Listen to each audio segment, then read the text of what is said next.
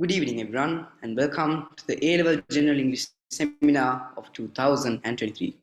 I'm Oindu Khaluarachi, and I will be your host this evening.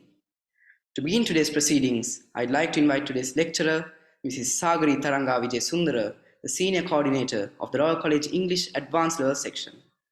She is an internationally qualified English lecturer and an examiner attached to the University of Cambridge, and is also an international counselor of foreign universities, including Harvard University in the United States of America.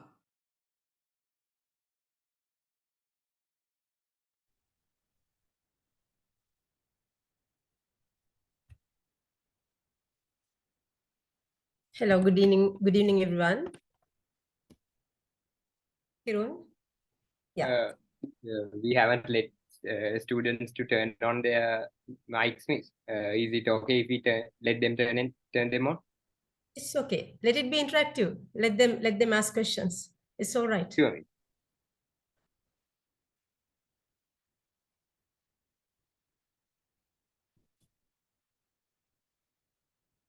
Right, it's done. Anything that you have to say, Hirun? No, miss. Okay. All right. You will have to share the screen. Okay, you all are welcome, my darling sons and daughters, though I don't teach you. Anyway, I'm going to discuss a paper, right? Last year paper. Going to discuss the last year one. And discuss in the sense, just not discussing the entire thing, just making you aware of the types of questions that appear in a question paper, right? In the general English question paper. So that related to those types of questions, I'm going to discuss some important grammar parts, you all. So that's why this is going to be interactive. You feel free to ask any questions, right? Right? It's not an interruption. You feel free to ask any question, right? So without wasting our time, let's start. First and foremost, let's start with the question paper. Hirun, share the screen with the question paper. Shevin Mali. Yeah, Shevin, you are going to do that, right?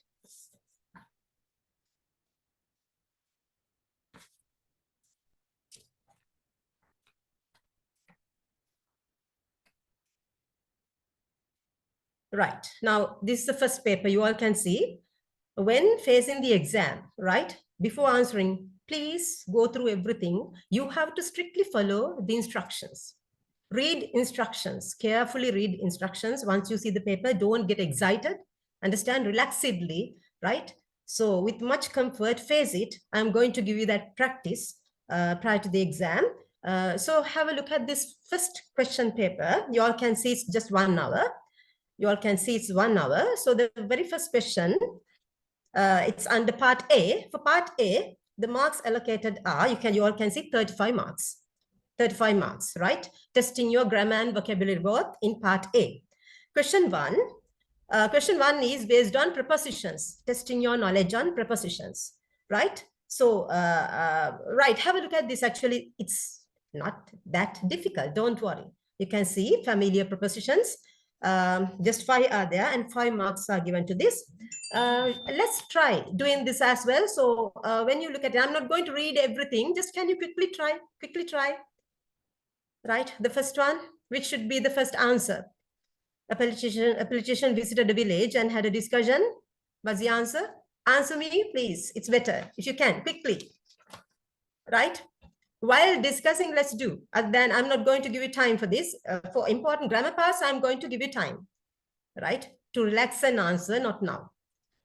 So the first one, testing your grammar knowledge on prepositions. Okay, you can see. Obviously, should be a politician visited a village and had a discussion with the villagers about the problems they had. With the villagers, it's pretty easy. We have 2 basic needs to be fulfilled. So said the villagers. So you can see within inverted commas, usually direct speech is given, right? And then first we have a hospital, but no doctors, like that it says. And the second one, what's the answer? What's the answer? Who can say? Hearing this, the politician brought out his mobile phone and after speaking, right, what should be the answer for the first one? The second one. First one I gave with the villagers. And the second one, who can say? Come on. Yes, please turn on your microphones and speak to me. Let me hear your voice. Can someone tell me? It should be on hearing this, on hearing this, on hearing this, the politician brought out his mobile phone, and after speaking, it shows the time duration. It shows the time duration. After speaking for a while, he told them not to worry, that a doctor would be there. What's that then? Obviously, before 12 noon tomorrow, before prepositions, right? And he asked for the second problem, right? There's no mobile phone network coverage anywhere. Number five, which village? It should be in this village. So it's pretty easy testing your knowledge in this way. Actually, you have faced all these things in your O-level exam paper. It's not that much different from your O-level exam paper, right? When it comes to prepositions, right? Here, this is, you can see, it's easy. But I'm going to teach you in your grammar pass right after discussing this paper. I have some important grammar pass that you should know to face the exam. So therefore, bear with me throughout the entire session. Hope that this will be meaningful. All right. So now, first one, let's go to the second one. So here you can see carefully, you have to select the prepositions. Second question, you all can see, follow the instructions, please. It says, fill in each blank with the correct form of the verb given within brackets. Here too, testing your knowledge on grammar, right? Testing your knowledge in grammar. What's it? Fill in each blank with the correct form of the verb. Correct form of the verb means you are given here the verb stem. Verb stem, the base form of the verb. That means the base form of the verb is given here. That's why testing your knowledge in grammar means now with the prepositions, first one, it's easy. And the second one, look, within bracket, you all can see the verb stem.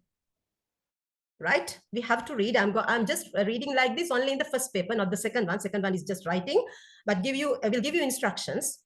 Have a look at it. So it says, Daniel is a famous mechanic in the city garage, and he, can you tell the answer? In this place for more than 20 years. Let's discuss grammar. While answering this one, let's discuss grammar.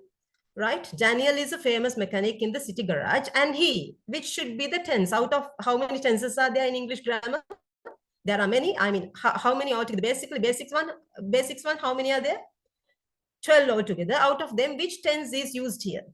Out of them, which tense is used here? Daniel is a famous mechanic in the city garage, and he. What's the only indication? There's an indication for you to guess what the tense is. There's an indication. What's that? Read the entire thing, read the entire statement and get the idea. It says, in this place for more than 20 years. For more than 20 years, obviously, that means you are given the duration, time duration.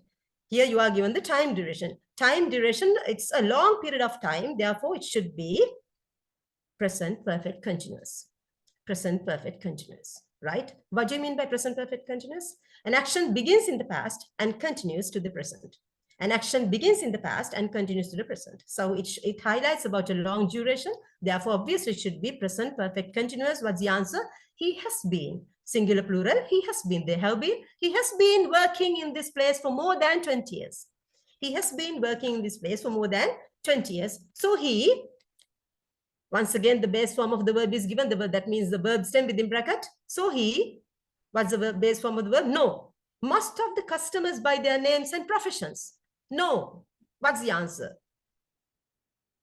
General view, permanently, permanent action. He knows, right? He has been working here for ages. That means more than 20 years means for ages. So he knows most of the customers by their names and professions, right? So, right. So then one day, now coming out with the answers, an incident, particular incident, right? Up to that.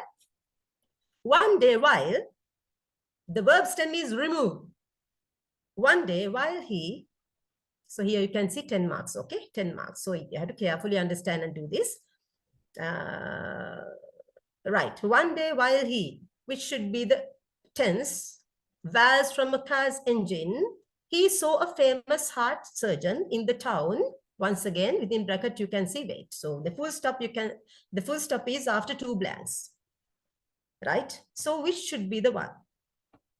First one, and why is it? One day while with the conjunction while, one day while, and there's an indication you all can see, he saw a famous heart surgeon. So it's past simple. So is in past simple. Then which should be the answer for the third one? Right? So you can guess the answer easily with this past tense verb so. It implies that both actions happen at the same time. While he was removing valves from a car's engine, he saw, right? So two actions happening at the same time. Obviously, one which happens for some time, it goes to the continuous form. The other one, the single action, is always said in that way. So therefore, now while shopping, I met one of my friends. While shopping, so you should know which one goes to ing form. The continuous action happens for some time. You should know to identify the single actions and continuous actions separately, right? So this is here. The continuous action is while he was removing valves from a car's engine, so he saw a famous heart surgeon in the town. Town, once again, followed by no full stop. Town. He saw. So when a verb is followed by another verb, what must you do? When now saw is a verb and then followed by another verb, no full stop in between. So he saw a famous heart surgeon in the town. Once again, a verb. Waiting, ing, gerund. It should be a gerund form, right? So see the continuation now. The start is one day while he was removing valves from a car's engine, he saw a famous heart surgeon in the town waiting for the service manager. Daniel thought that he, what's the answer to this one? Number 5. Daniel thought that he to the doctor. He should talk to the doctor. He must talk to the doctor. Anything like that. He would talk to the doctor. All are possible, right? So somewhat loudmouth, Daniel shouted across the garage, "Hey, doctor, is that you? Come over here for a minute," which is obviously when it's a command, as a command, in command tone, when you say come, no change. Though the verb is given here, write this, it's no change, you have to write the same. If you feel that there's no change is necessary, obviously you just can copy it down, right? So you can see this as a command, "Hey, doctor, is that you? Come over here for a minute," right? So then, a bit surprised, the famous surgeon walked over to where Daniel was working. In a loud voice that all could hear, Daniel, what? Pretty easy, asked, "So, Mr. Fancy Doctor, look at me. I too perform a similar job just like you. Take valves out and put in new parts, excuse me, right? And when the job, the car runs smoothly. So I too perform a similar job like you, take valves out and put in new parts. And when the job. So you can see at the beginning job, no any doer, right? So then obviously it should be passive voice, right? In a statement, you know, the difference between active and passive voice, right? What's the basic structure of a sentence?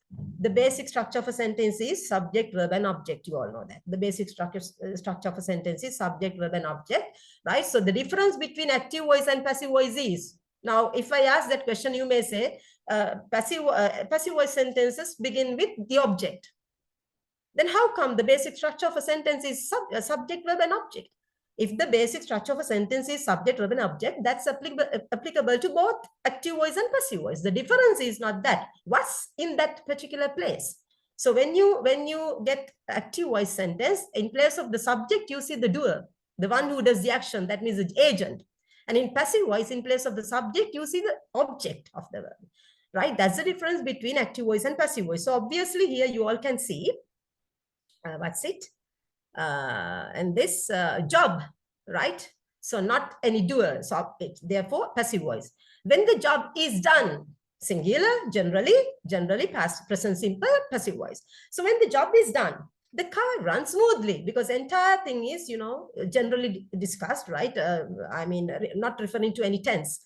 So that means present simple as permanent. What's happening in, you know, the difference between present simple and present continuous. There are many functions of present continuous as well. Present simple, when generalization, permanent actions, all these things are discussed in that way, right? So here, therefore, he just discusses about something that he's used to as a habit. Habitual actions, I too perform a similar job like you, just like you. Habitual actions are permanent, you know. So take valves out and put in new parts. And when the job is done, so therefore passive voice, the car runs smoothly. How is it that you, which one? How is it that you charge a lot, or you are charging a lot? Either charge, present simple, or as you are charging, present continuous.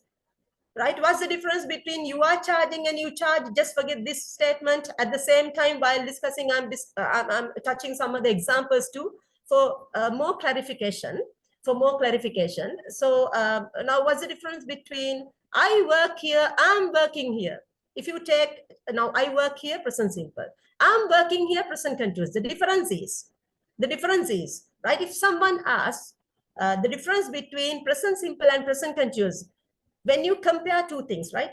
Best option is out of all the 12 tenses. If you want to improve grammar, the easy method is try to compare and learn. Try to compare and learn without sticking to one particular tense. When sticking to one particular tense, you get structured. You learn only the structure so that you don't get the flow to naturally speak. That's not the way. So therefore, if you want to learn perfectly, that means perfect grammar, so best option is learn comparing things, comparing tenses. So when you compare present simple with present continuous, the difference is present simple is for permanent actions and present continuous is for temporary actions. I'm just simplifying everything and giving you, right? Permanent action sense,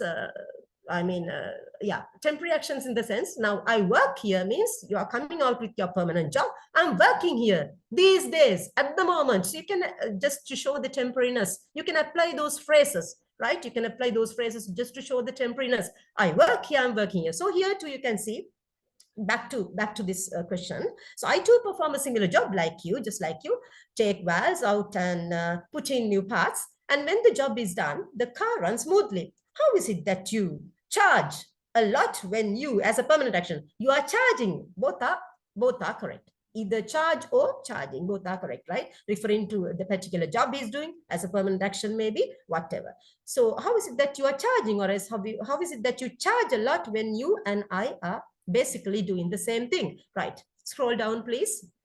Scroll down. Yeah, so then it says next, no, I'm still, I want to see. In the second question, I'm still the second question. So then it says, right, last part. To this, the doctor shook his head and replied in a soft voice, try. There are two ways of using this, telling this. Try, either to infinitive form or as gerund. Try to do your work with the engine running. So mechanic doesn't do that at all, right? But a doctor, engine running, for a living being, all these operations are done, right? Surgeries are done. Therefore, try to do your work with the engine running, or else try doing your work with the engine running. Right, question number 3. Look at question number 3. Question number 3, it says, follow the instructions, please. Underline the, now I'm making you aware of the format of the paper. This is the exact format, right? In the first question, generally asked what? In the first question, you are asked, your knowledge is tested on prepositions. In the second question, right now, just like we discussed, grammar, your knowledge is tested in grammar, right? Okay, and then this is the third one. This is the format, exact format. Even the questions will be different, that's all. Just to prepare you, I'm just touching this paper. Then the third question, you can see, underline the most appropriate word from those given within brackets to fill in the blanks in the following text, right? I'm an old woman, can't see some words, of course, therefore excuse me.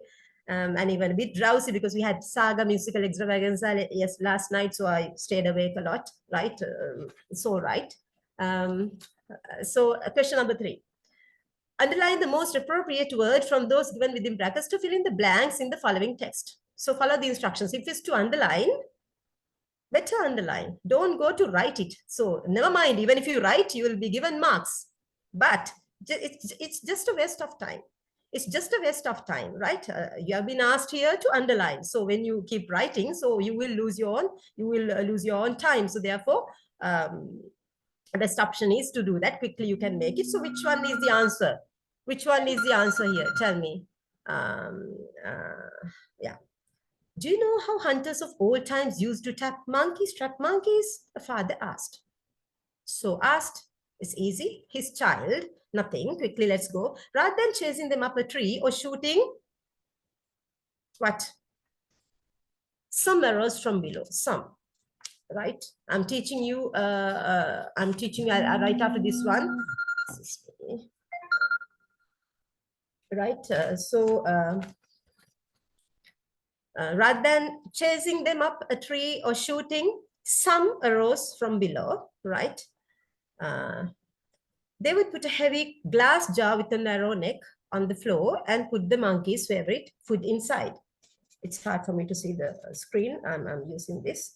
Then what? Next one. Yeah.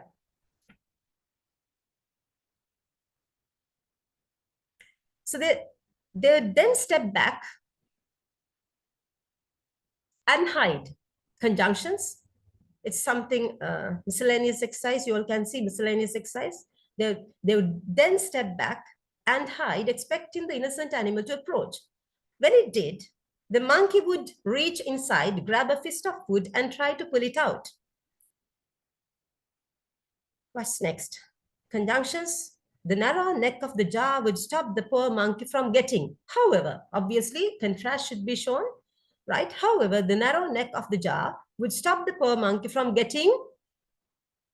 There are two different, try to identify the difference. IT apostrophe S, it's and ITS. What's the difference? IT apostrophe S and ITS difference is ITS shows the possession.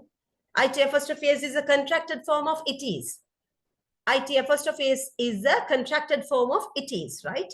So so obviously here it should be without apostrophe to show the possession, right? From getting its hand out. I pull and pull, but no, it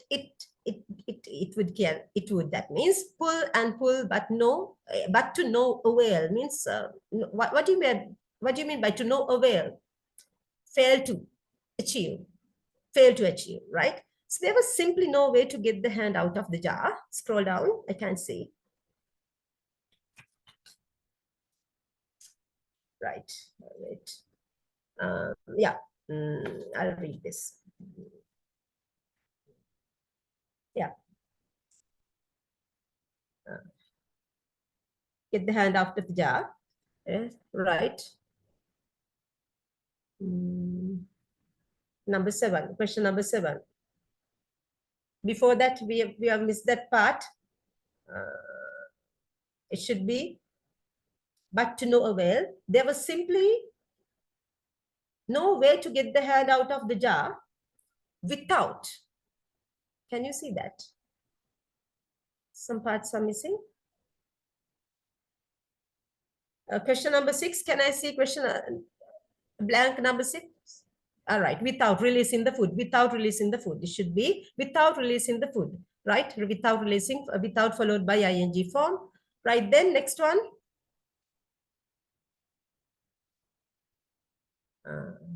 It says number 8. The hunters would then approach and catch the unlucky monkey. You know, you should know the way of using articles the and the. Now you know the, if you know the person or thing, then you start it with the, right? Catch the monkey, unlucky monkey, because it's given, that means some kind of recognition is given here. The unlucky monkey to enjoy a meal of their own, possessive once again, their own, within inverted commas. So don't be like that monkey, warned the father. In life, sometimes you have to let go and give up what you have now in order to receive something better in your future, right? It's easy. So try to make it. I'm not going to discuss the paper in this way, right? Question number 4, you all can see. Question number 4, underline the most appropriate word from those given within brackets. Testing your knowledge on vocabulary, right? So it's also, there are similar words, right? Similar, just to confuse you, some words are given in similar meanings. So therefore, you have to be careful when selecting. My brother's laptop has already, what's the word? Laptop, it's never shattered, fractured, fragmented, obviously crashed. You know that, right? So testing your knowledge on vocabulary. So then number 2, the manager was carefully, powerfully, extremely, delightfully annoyed when he found that all his staff had gone out for tea. Which is the answer? The manager was, can we say annoyed, carefully, powerfully? No, one and only, extremely, extremely annoyed when he found that all is right. Number 3, Nawaz is going to do what? Presentation, what do you do? These are collocations. as you wish, you cannot use verbs together, right? These are called collocations, coming together, right? You make a presentation. You make a presentation. What do you do to a mistake? Can you say that you do a mistake? It's wrong to say that you do mistakes. You never do mistakes. They are called collocations. You make mistakes. You make efforts, right? You make efforts. You make mistakes. You make a change. Not that you do a change. It's wrong to say that you do a mistake, right? You make a mistake like that, testing your knowledge in that way. So it says Nawaz is going to make a presentation tomorrow. Fourth one is you should not leave your bags unattended at the railway station because they might be removed by the security guards. Eliminated doesn't go, totally devastated. All right. Excluded, abolished, to end. So deleted doesn't go. So removed by. So last, number 5, when different musical instruments are played together, they create a single beautiful tune. Not that organize or design or construct, right? Without wasting time, let's go. Question number 5. What I want you to do here is just to have a look at the instructions. You have to follow the instructions, and I'm just making you aware of the format. I want you to be familiar with the types of questions so that this is going to be followed by a lot of important grammar parts that you should know before facing the exam, right? I'm going to give you everything what's wanted so that you can easily face the exam general English paper with no excitement at all, right? So question number 5, it says once again, instructions, underline the correct word ending, testing once again your grammar knowledge and vocabulary, everything here too. Underline the correct word ending, selecting from those given within brackets. 5 marks allocated, you can see. So which one should it be? The classroom is clearly, obviously adjective, visible from the playground. Luckily, the child had drawn pictures on the wall with washable crayons. Washable, once again adjective, so you should know to identify that.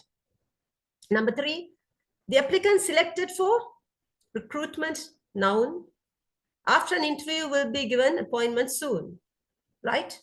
So therefore, recruitment, noun, it should be. There are countries that are technologically adverb. I'm going to discuss all separately, adverbs and adjectives. You should have a sound knowledge on adjectives and adverbs and how they are to be used, right? So then it will be easy for you to tackle everything once it's done. So therefore, bear with me. This may be a bit boring, but after this, I'm going to give you some exercises, but can't help, I have to discuss the question paper too, because for you to familiar with the instructions and also the types of questions too, right, prior to doing what. So, so it's number 4. Fourth one, it says, there are countries that are technologically advanced. You can understand it's an adverb. When selecting GCA subjects, which matters most? Obviously, it should be a noun. Your preference matters most. Right. Quickly, let's go. Question number 5, question number 6. Question number 5. Done. Yeah, part B. Now we have come to part B. You all can see in part B, 25 marks allocated already here. Testing your reading and writing, right? Testing your reading and writing. Question number 6.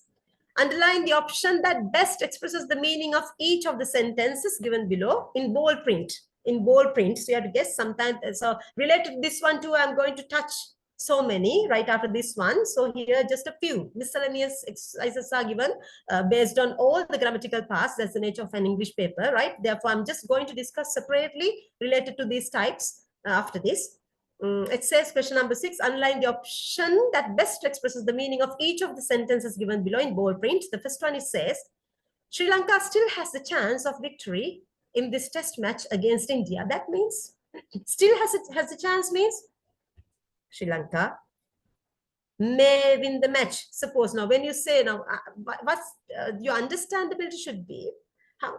So when you say something with will, actually will, he will come, he may come, he might come. Is there any difference when you just take these as examples? He will come, he might come, he may come. Any difference? Will, when you say something with will, it shows the certainty. It shows the certainty. May, might, uncertainty. Probability plus uncertainty. When you say something with may, might, probability, it's more unlikely to happen. When you say may, might, right? There's a touch of doubtfulness. So here, therefore, still has a chance, may win the match, right? Others don't go. Number 2, on no condition will the journalist be allowed to go inside the premises today. So on no condition, right, negative adverbial, journalists are prohibited from going inside the premises today. Journalists can go inside, you can see can go positive, doesn't go, obviously the first one is the answer, are prohibited, that means not allowed. Strictly prohibited means not allowed, right? No permission at all. So number 3, according to Canada's Currency Act, stores can legally refuse to take excessive amounts of coins. According to Canada's, that's what that means some confusing statements are given here for you to guess what the exact answer is. It's somewhat, therefore you have to think a lot to get the idea. Similar answers can be there, right? So you have to be careful. Number 3, what it says is, according to Canada's Currency Act, stores can legally refuse to take excessive amounts of coins. So there you can feel some kind of restriction, right? So obviously, therefore, what's the answer? Canada encourages, no encouragement at all. Does not allow, it's also not possible. So it is illegal in Canada to use coins. No, it's used. So in Canada, only a limited number of coins. So that restriction part is that's already highlighted here indirectly. Therefore, you should know that the answer is B. Question number 4. Mr. Silva agreed to work with Mr. Pereira, provided that, there's a conjunction here. I'm going to practice you with some of the examples related to these types of conjunctions. So number 4, it says, Mr. Silva agreed to work with Mr. Pereira, provided that Mr. Pereira meets him for a discussion. Provided that, what do you mean by provided that? Provided that in function, it's similar to if conditional clause. That's it's conditional. It's conditional. Provided that is similar to if, right? So then, which is the answer? Mr. Silva agreed to work with Mr. Pereira, provided that is if Mr. Pereira meets him for a discussion, then it's easy for you to guess now, provided that. Mr. Silva will work with Mr. Pereira after a discussion with him. No any other answers go. So in vain of wasting our time in reading other things. Right, next one, question number 5. It says, last one. Right. When we buy medicine, we should set aside factors like brand name and country of production. When we buy medicine, we should set aside factors like brand name and country of production. We should set aside, as an advice, it's given, should, right? It's good to do that. Advice means it's good to do that. We should set aside. So which one is the answer? Should set aside means vital factors, brand names, right? Brand name is equally important. No, brand name and country of production should not be considered. We should set aside means we shouldn't consider that. So part C is the answer. All right. So in the first question, right, I just quickly went through all these things. I'm not going to do this. Reading parts, I'm not going to do. It's just a waste of time. I'm not going to do this. Right. Question number 7 is also something like that. Anyway, in your paper too, you will get in the 7th question, you will get 4 news items like this. Right. That's why it's better to do only 1-2 question papers in vain of wasting your time on doing question papers like this. You can just use that time for learning grammar. That's why I'm going to revise everything what's wanted to face the English paper, right? Because if I discuss this paper, that means the same questions won't be there in your original paper, what you're going to face. So it's in vain. Therefore, I'm skipping all these things. So here it's, but you have to know that the 7th question is based on this, based on 4 news items. So you have to read carefully and answer the questions that follow. Right. So then coming to part 2. Part 2. Part 2. Right. Instructions, you can see it's a 3-hour paper. 3-hour paper, you all can see. All right. So for the first part, I'm touching only the first part, but we'll show you what the other questions are. In part 2, reading skills, you can see your reading skills are tested here. 50 marks are allocated for this question paper. Part 2, right? Testing your vocabulary, which is a bit difficult. Why? Because when you have a look at all the answers given, it's given as you can see, some line of words you can see. I mean, according to the word given in bold, you have to select the best, I mean, the closest one in meaning, right? If not, it won't be the best answer, right? There are other answers also possible that much similar in meaning. Just to confuse you, this is given. So that's why you have to get here the contextual answer, contextual meaning based on the text. There can be similar answers. When you take it away from the text, right, your answer may be correct if you underline something else, right, which is not expected here. But that's why strictly testing the contextual meaning, therefore, that means based on the text. Carefully try to understand the text and select the answer, right? So here it shows, I'm not going to read everything. So vastly different means vastly different, obviously hugely, no any other word, hugely different. Then the second one is unpleasant experience. Unpleasant experience means unpleasant if it's something unpleasant, not unforgettable, invaluable, or memorable, it's undesirable, not to your taste. Undesirable, if it's unpleasant, it's not to your taste, obviously undesirable. Then diverse or diverse, both pronunciations are okay. Diverse and diverse or diverse meaning, it comes with which one? Diverse in different parts of the world. That means diverse in different parts of the world. The idea is already given, conveyed, no, nothing else different, right? So then it says next one, officially banned. If it's officially banned, if something is officially banned, it's prohibited, right? Not promoted or cancelled or sponsored. Then, you know, preventing those from functioning. Prevent is followed by the preposition from. Preventing those from functioning properly. That means preventing, you all know. It's blocking. If something is prevented, you know it's blocked. So then rare goes with rare, but costly. Rare means what? If it's rare, is it seen everywhere? No. If it's rare, it's not seen everywhere. So obviously uncommon, not common, uncommon, right? So then next one, it says difficult to apprehend the culprits. Apprehend, there are some other meanings to this particular word. That's why be careful. So, but you can guess the idea when you actually look at the text, right? Difficult to apprehend the culprits means arrest the culprits. Idea is conveyed there, right? Arrest. Then next it says it is prescribed by a doctor. You can choose, if it is prescribed by a doctor, prescribed means, you know, prescription, recommended. Then next one, it says renowned for its cleanliness. Renowned means well-known. Renowned means well-known. And then last one, rigid. Rigid rules means strict rules. Rigid rules means strict rules, right? So just I did this one for you to be familiar with more vocabulary. Let's get to the other question in the question paper 2. Second one, I'm not going to discuss any. Just have a look at it. Have a look at the question paper, part 2. So it says, you can see the size of the reading passages. They are huge, not that easy. Carefully read, right? Read the following text and answer questions 1 and 2. Big passages are given like this for you to guess an answer. Right, next, scroll down. And then coming in question number 3. Question number 3, you all can see. Read the following poem and underline the most appropriate response to each of the questions from 1 to 5. Underline the most appropriate response to each of the questions from 1 to 5, right? Poem is given like that, right?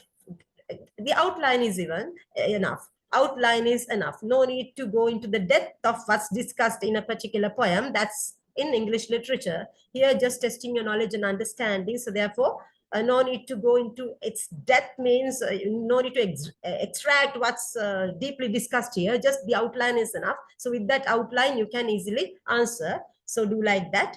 What's asked, right? Next one, I'm not going to discuss those things because not that the very same poem will be there in your paper. It's just a waste of time. Right, then question number 4. I'm just making you familiar with the question paper. Question number 4, it says once again, complete the summary using one word only from the passage for each blank.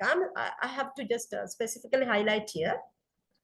Question number 4, complete the summary using one word only. Strictly it says, you can see whatever strictly said. right? It's highlighted in bold. One word only, either from the passage or as you wish, according to your understanding, that's also allowed, but it should be relevant to what's discussed in the passage, right? Not away from it. Don't go out of point. Therefore, one word only, you are expected to make it in, using one word only. If you apply here, more than one word, no marks will be given. So therefore, carefully follow the instructions, right? One word only. All right, next one. There you can see 5 marks. Then question number 6. Question number 6. Question number 6, so 5. Question number 5, sorry. Question number 5, once again, read the following text. Yeah, read the following text and answer the questions from 1 to 7. The first sentence in paragraph 2 has been left out. You all can see there's a blank. So therefore, once again, reading skill is tested. Let it go.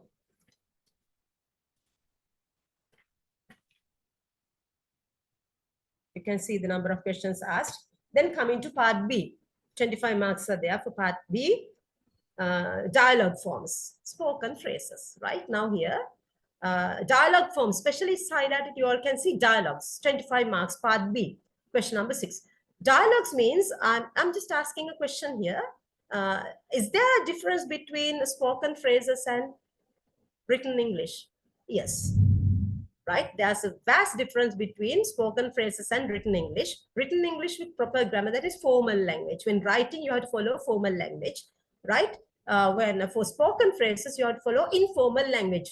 What's this difference between formal language and informal language, right? So when it comes to letter writing, it's strictly considered, you know, and even when it comes to dialogues, dialogue forms. Dialogues means, though it's to be written here now, you are expected to write expressions, write statements here to test your fluency in grammar. That's true, fluency in English. But these are spoken phrases in the sense, just like the way when you speak. So how to speak? Now, the way you write is quite different from speaking, you know that. So what's the difference? When speaking, you use contractions, contracted forms, right? When writing, you know, it's expanded and written, you know. So that means contractions means do not, don't, will not, won't, should not, shouldn't, like that. When speaking, contractions are used. So that knowledge is expected here too, especially when writing dialogues. You should not write just like the way you write. Testing your, where your writing skill is tested. Not that in that scale you have to write. You have to use contractions when it's spoken, right? So that's why here many situations are discussed in this particular question. How do you respond here? Follow the instructions. How do you respond in each of the following situations? Right here, you can see 5 situations are given. Write only one sentence or question for each, beginning with the words given. Right? Write only one, strictly once again, something highlighted in bold. You all can see, write only one sentence or question for each.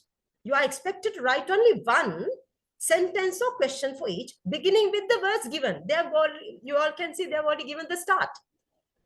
They have already given the start. So beginning with the start, you have to write only one sentence, but it should be relevant and meaningful. Better to make it a bit descriptive, but if you are not sure of your language, if you know that you will make mistakes, then better to limit it, but try to make it meaningful, at least with a few words, right? So that's also something that you have to consider when answering question papers like this. So, right. Then question number 7. Question number 7, let it go. Here too, you can see, complete the following dialogue between an English teacher and a student. The student meets the teacher to discuss the shortcomings in her or his essay. So do not use more than 2 sentences or questions in each blank. Can you understand that? Especially highlighted, right? 2, do not specifically highlighted here in bold. More than 2. Follow the instructions, please, right? So you are expected to write more than 2. If you write more than that, extra part will be cut off, right? So, all right, next one, question number 7. Scroll down. Question number 8 now. Question number 8. Question number 8.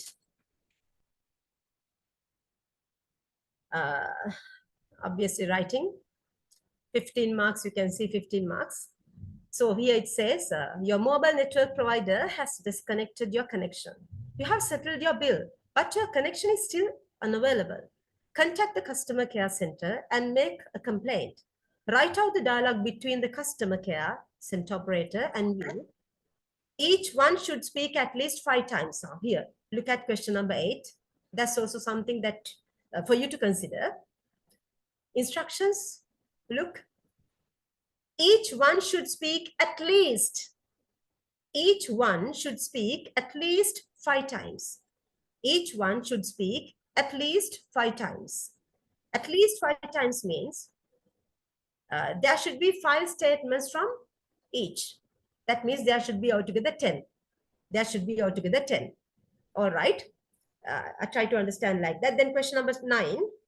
Question number 9. Part C. Question number 9. That's also important.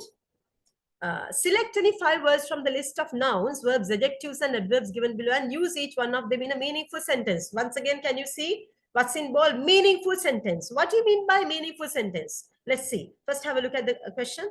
Select any 5 words from the list of nouns, verbs, adjectives, and adverbs. Feel free. You are free to select any, right? Any familiar word to you, right? It doesn't mean that all these words are to be in one statement. Some make mistakes like that. Don't ever include all the words in one statement. That's not expected from you, right? It should be one in each, right? If you select institute, it should be, you have to make it meaningful with some other words added to that and make a meaningful sentence. That's what's expected from you in this particular question. So select any 5 words from the list of nouns, verbs, adjectives, and adverbs. I'm going to discuss after the question to give you knowledge on adverbs, adjectives, and everything after this one. Let's let's look at this now. It says you may use the verbs, follow the instructions. You may use the verbs in any tense and nouns in singular or plural form, but do not change the form of the other words. What do you mean? You may use the verbs in any tense means if you have selected any particular word. Verb means, look at verbs now under verbs here, modify, advertise, cultivate, the other ones. So if you want to write it in present simple, according to what you think now, what you get in your mind. So if you want to make it as a permanent action, you are free to write it using present tense or present simple or present continuous, past action, past simple, past continuous, any tense. That's why it says so. You may use the verbs in any tense. Nouns in singular, plural. Even you can pluralize the nouns. If you see nouns here, institute, reputation, interaction, some nouns cannot be pluralized at all. You know that. But some institutes can be like that. If you want to make it plural, you can add s, doesn't matter. But other forms, adverbs, now adjectives and adjectives, resourceful, outgoing. And the adverbs informally, accurately. So you cannot change the form of that. Hope you got it. Therefore, without changing them, so let's learn what adverbs are. Let's learn what adjectives are. All these things will be discussed after this paper, right? Okay. So next, then coming with another familiar question to you all. Question number 10 is basically with a bar graph or a pie chart, maybe bar graph, right? Most commonly. So bar chart, actually, you have done these things. Now you have faced O-level exam and you have done these things, but it should be not like the way you faced your O-level exam. It should be somewhat standard.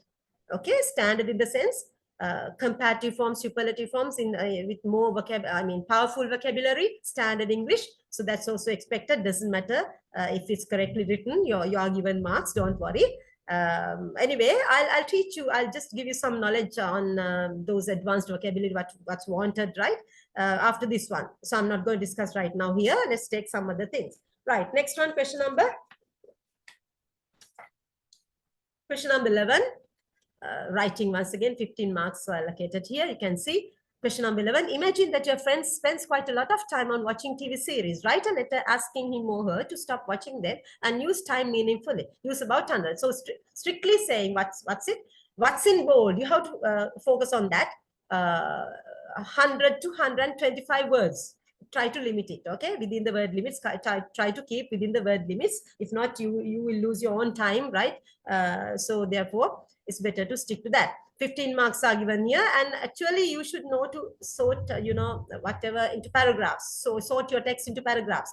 So sorting your text into paragraphs is needed, right? Because when the main topic is given, usually when the main topic is given, you can have some other subheadings related to the main topic. Suppose it's sports. If it's sports, so now if you are talking about sports, that's the main topic. So there are many types of sports, right? If you are talking about swimming and games, sports and games, cricket, badminton, like that. So not that they come in the same paragraph, right? It's wrong. So if you are talking about cricket, it should be one and then something else.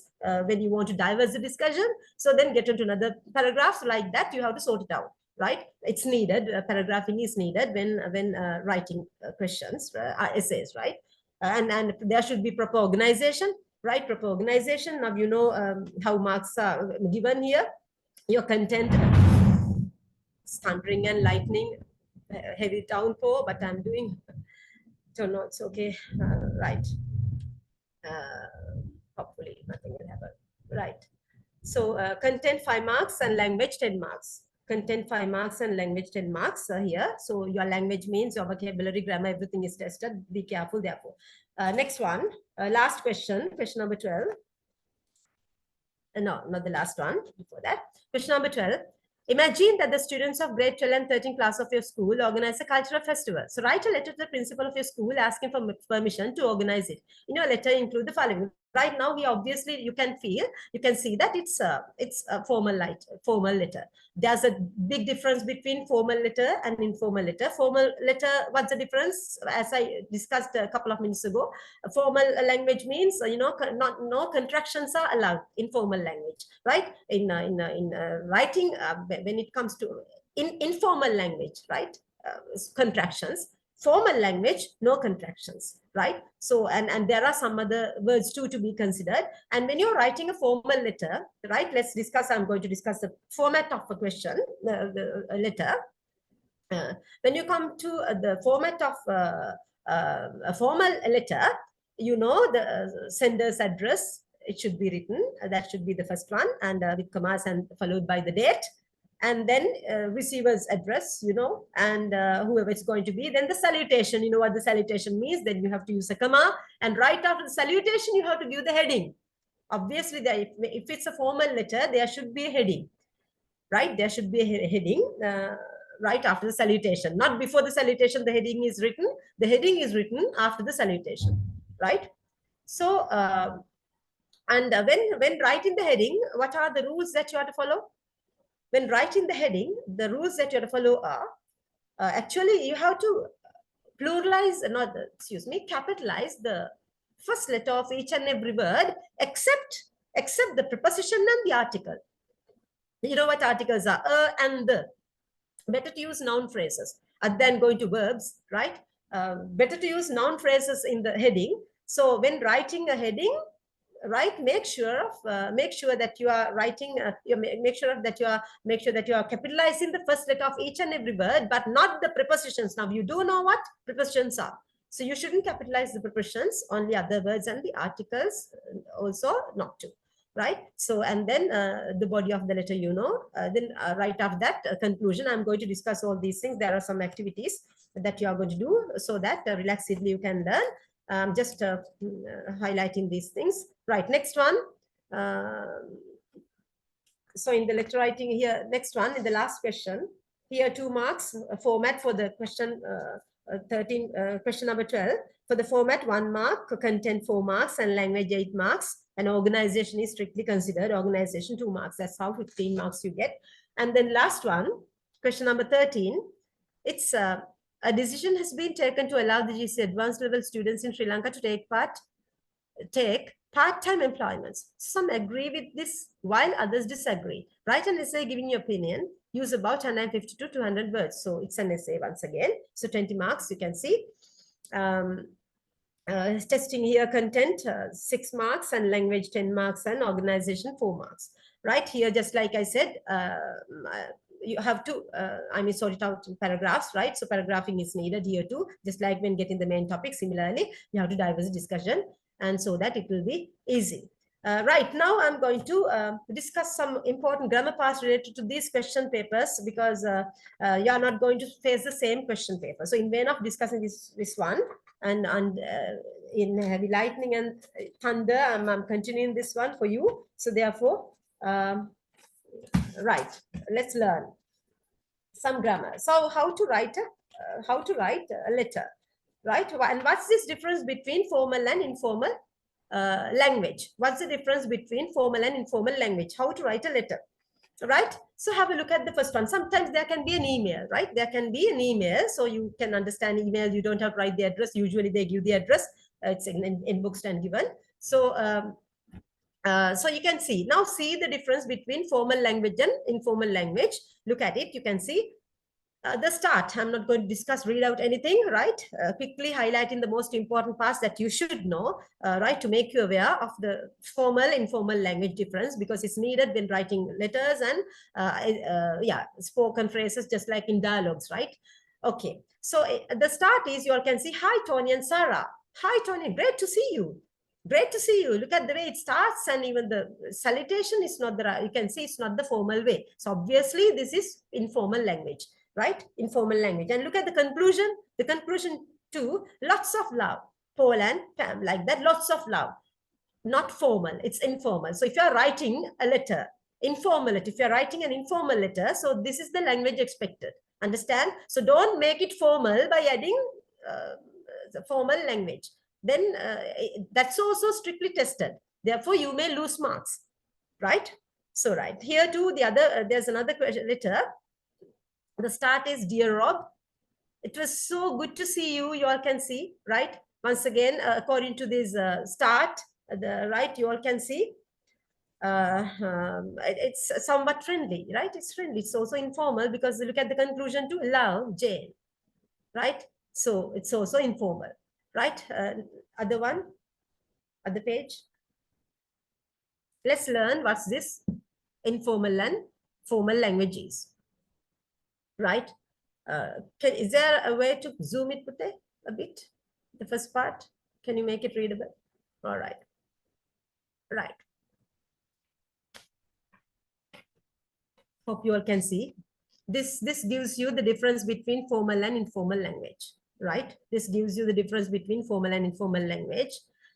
So you have looked at letter. Okay, now no need to follow the instructions. Look now, last one says, are the following statements about informal letters and emails true or false?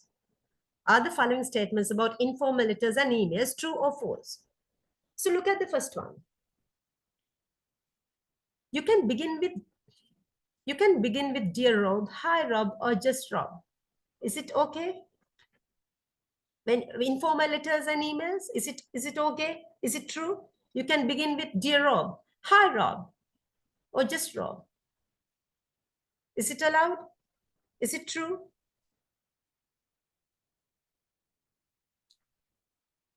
Dear Rob, it's allowed, it's okay. But formal in emails, right? Okay, now when you say you can begin with dear Rob, hi Rob, or just Rob, it's not. Yeah. So dear Rob doesn't matter. Now, if you know the person well, doesn't matter of using so, right? Hi Rob, informal, quite informal, you can see, right? But just Rob is not allowed. It's informal ones, right? You know that. Informal ones is all right, but just Rob, it sounds odd. Next one, number 2. Use contracted forms such as won't, I, and couldn't. Obviously, in informal letters, this is the nature of informal letters. You have to use contractions. You have to use contractions. So in your informal letter, if you write in place of won't, if you write will not, there's a way for you to lose marks, right? So those things are considered, strictly considered. Therefore, be careful. If it's an informal letter, right, contractions are allowed. Contractions you have to use, right? So use contracted forms such as won't, I, and couldn't. Yes, it's true. The way you end the letter depends on how well you know the person. Obviously true, right? If it's informal with love, or maybe a family, if you're writing closest one, right? Then obviously love, with love, lots of love, like that. 4. You can end with goodbye, bye for now, cheers, all the best, best of wishes, take care, yours, or love. So informal letters, we are talking about informal letters. When talking about informal letters, actually goodbye, cheers, they are spoken phrases. Goodbye and cheers, spoken phrases, right? So it doesn't matter. Informal, you can include them. So bye for now, usually not allowed, not written like that. So all the best of wishes, formal language. Formal language, take care, yours, allow, informal, allowed, right? 5, sign or write your full name and print it out underneath, not at all. So you place your signature and write your full name, obviously in formal letters. Then 6, if you have forgotten to write something important, you can add it at the bottom with PS. What do you mean by PS? Postscript, right? For example, PS, hey, hi to LA, like blah, blah, blah, like that. Yeah, it's allowed. Right, now look at 2. Are these statements about formal letters and emails true or false? Formal letters. So what does it say? First one, if you know the person's name, you can begin with Dear Mr. Brown, Dear Robert Brown, Dear Brown, Dear Mr. Robert Brown, or just Brown. Informal letters, not informal, informal letters.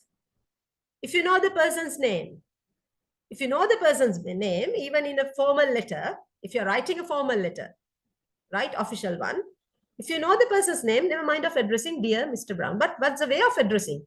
If you say Dear Robert Brown, wrong. You shouldn't. Dear Brown, that's also not allowed, wrong. And writing the full name, Dear Mr. Robert Brown, that's also wrong. Or just Brown, that's also not allowed because this is a formal letter. So then what's the correct way? Dear Mr. Brown. Dear Mr. Brown. All right. Then number 2, if you're writing to a woman, begin with Dear Miss Black or Dear Mrs. anything. Yeah, it's okay, correct. 3, if you don't know the name, you can begin with Dear Sir or Dear Madam. Yes, correct. Formal letters. 4, avoid contracted forms except doesn't, don't, or didn't. But anyway, it's better to avoid all the contracted forms when you're writing a formal letter. When you're writing a formal letter. Avoid contracted forms except doesn't. Now, doesn't means does not. Formally, it's written how? Does not. Don't, do not, didn't, did not, like that. So avoid contracted forms except doesn't, don't, didn't. Right. Next one. Yeah. You have to avoid informal letters. 5th one, if you begin with Dear Sir or Dear Madam, end with yours faithfully or just yours. If you begin with the person's name, end with yours sincerely. Do you agree with it? If you begin with Dear Sir or Dear Madam, if you begin with Dear Sir or Dear Madam, end with yours faithfully. Which one is the correct one? End with yours faithfully or just yours? Just yours won't do. Just yours never written. Okay, don't ever get used to that. It should be. Obviously, when you give a start with Dear Sir, Dear Madam, it should end with yours faithfully. If you actually don't know the person. If you know the person, addressing by his name, if you say Dear Mr. Brown, then you can end it with yours sincerely. Even in formal letters, yours sincerely is allowed if you write the name. Dear Mr. like that, but okay, not your close friend. It's a formal letter by addressing by name. Then Dear Mr. Brown, yours sincerely is allowed. But if you begin with Dear Sir, Madam, it should be faithfully. So better, therefore, for formal letters, at the conclusion, remember to use faithfully, right? If you have addressed in the salutation, Dear Mr. whatever, then sincerely is also allowed. But those 2 words don't go with informal letters. Hope you got it. The next one. Sign or write your full name. Yeah, informal letters is there. Hope you got it. Is it clear to you? Any questions, please ask. Any questions out of the things that we have discussed so far? Do you have any questions? Feel free to ask any questions. Let me see the 3rd one. 3rd one, now there's an activity for you to do. Just to practice formal and informal language. Just to practice formal and informal language, let's do only this. Right? You can see, Dear Mrs. Jones. Can you just replace the formal? Can you identify the formal parts here in this particular letter, and can you replace them with this informal language? What you see, this informal language, you can see some informal phrases. right? As a list is given in the box, some informal phrases are given in this box. Can you replace the formal expressions in the letter itself with those? Yeah, can you just try? I'll give you a couple of minutes. It says, how are things with you? I trust you and your family are in good health. So, which sounds odd? You can ask questions.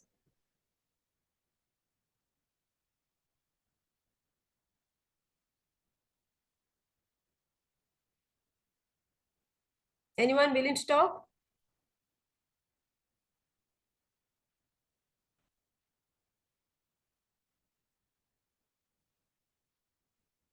Yeah, when you look at this letter actually, how are things with you? I trust you.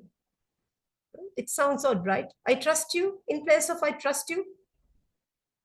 It's quite formal to say I trust you. It's quite formal. So in place of that, what can we replace? Select from the box.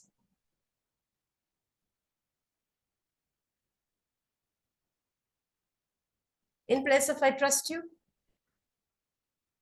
and your family are in good health and that you benefited from an enjoyable holiday in France, are in good health, and even in good health, that's also, that too sounds quite formal. I trust you. Well done. Yeah, Petio, well done. Hope. Excellent. I hope you and your family are in good health. In place of in good health, what else can you?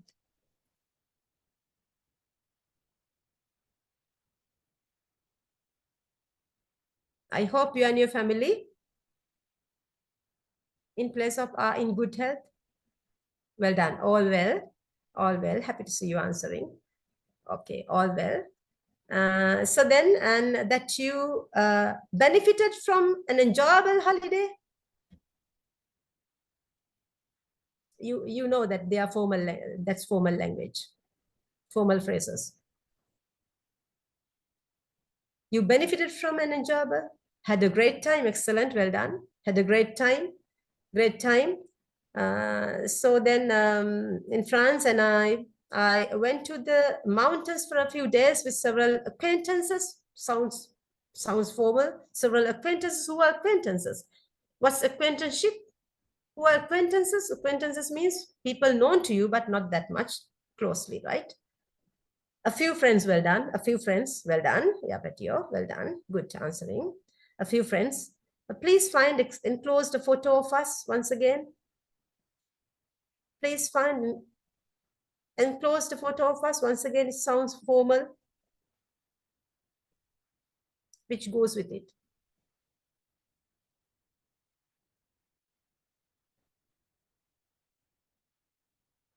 Which goes with it?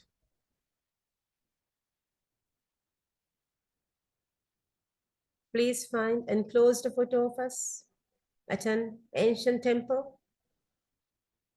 I'm sending you, well done. I'm sending you. I'm sending you. Right, a photo of us, right, good. So then second para, it says, I was most delighted to hear that you are coming to Japan in the near future, right? I was most delighted, sounds formal. It can be replaced with?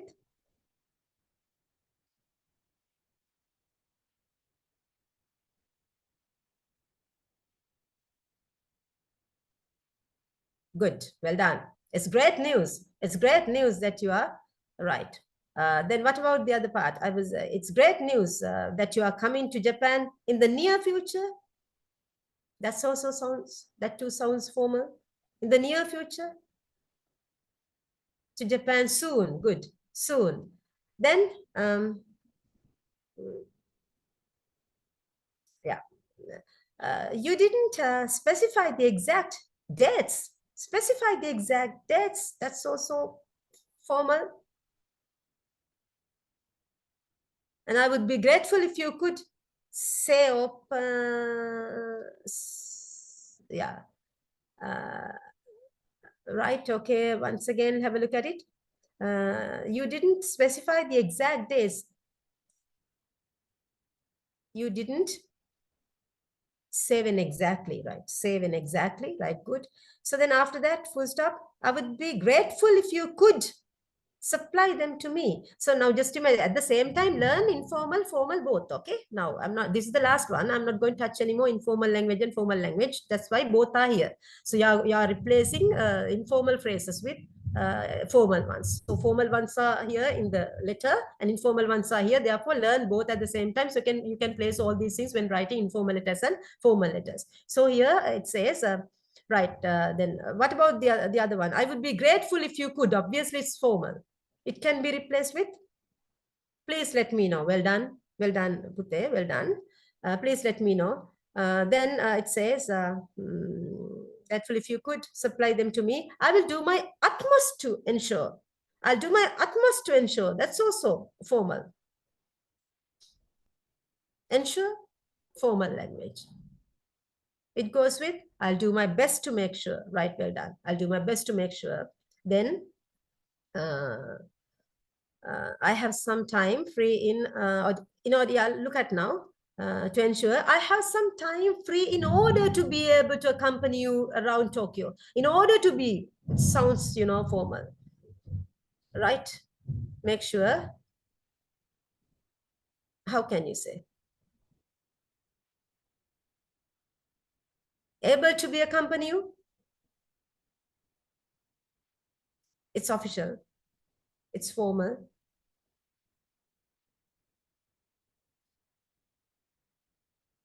Which is it?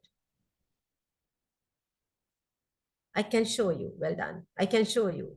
I can show you right around Tokyo. So then it says, I can assure you that there is a lot to see and do here. I can assure you, once again, I can assure you, formal, quite formal. I can assure you that there's a lot to see and do here.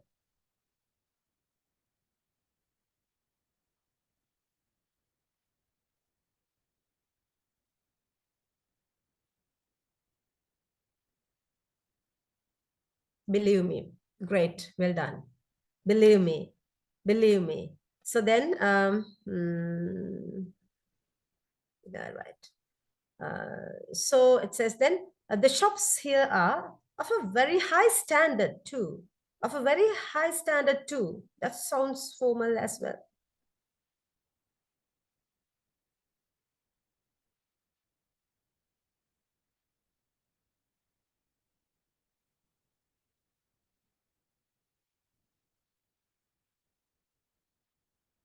That's it.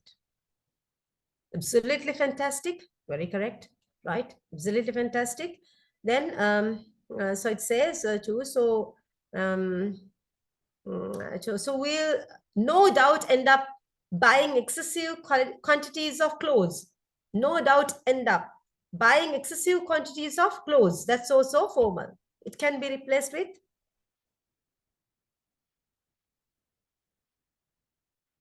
loads of, right? Loads of clothes. Well done. Right. Loads of clothes. Yeah. So we'll no doubt end up, for that too can be replaced with we are bound to. We are bound to end up. So we'll no doubt end up, that can be replaced with we are bound to end up. Right? Okay. So then in conclusion, last one, it says, in conclusion, I'm obliged to finish now. In conclusion, it's, all these phrases are, well, yeah, okay. It's formal anyway. In conclusion, you don't say in informal writing, it should be anyway. Anyway, I have to. Yes, I'm obliged to finish now. I have to. Well done. So I'm going to discuss all these things, model auxiliaries. So happy to see you answering well, right? Yeah, have to. Then what's next? Please contact me soon. Contact me soon. Before that, Patio, please contact me soon. Get in touch. Well done. Get in touch soon. I can't. Next one. I look forward to, it says, yeah, get in. Next one. I look forward to hearing from you. Now, when it comes to formal letters, don't write I look forward to hear. Okay, it should be ing, continuous, right? I look forward to hearing. Can't wait to hear. Well done. Great. Nicely did. And in the last part, PS, what comes in postscriptum. So, so please give my sincere regards to your parents, it says. Please give my sincere regards to your parents, it says. So in place of that, what can we say? Give my sincere regards. Last one, what's left? Please say hello. Say hello. Right. Okay. Good. Great. Nice. Nicely did. I'm happy. All right. That's enough about formal, informal language. Hope you got the knowledge on writing. I mean, the two types of letters. Here, formal and informal letters. Okay. Any questions? Enough. Enough of that. Then let's get on to other parts of grammar. Right. Practicing you, giving you the practice of conjunctions. This will cover many areas.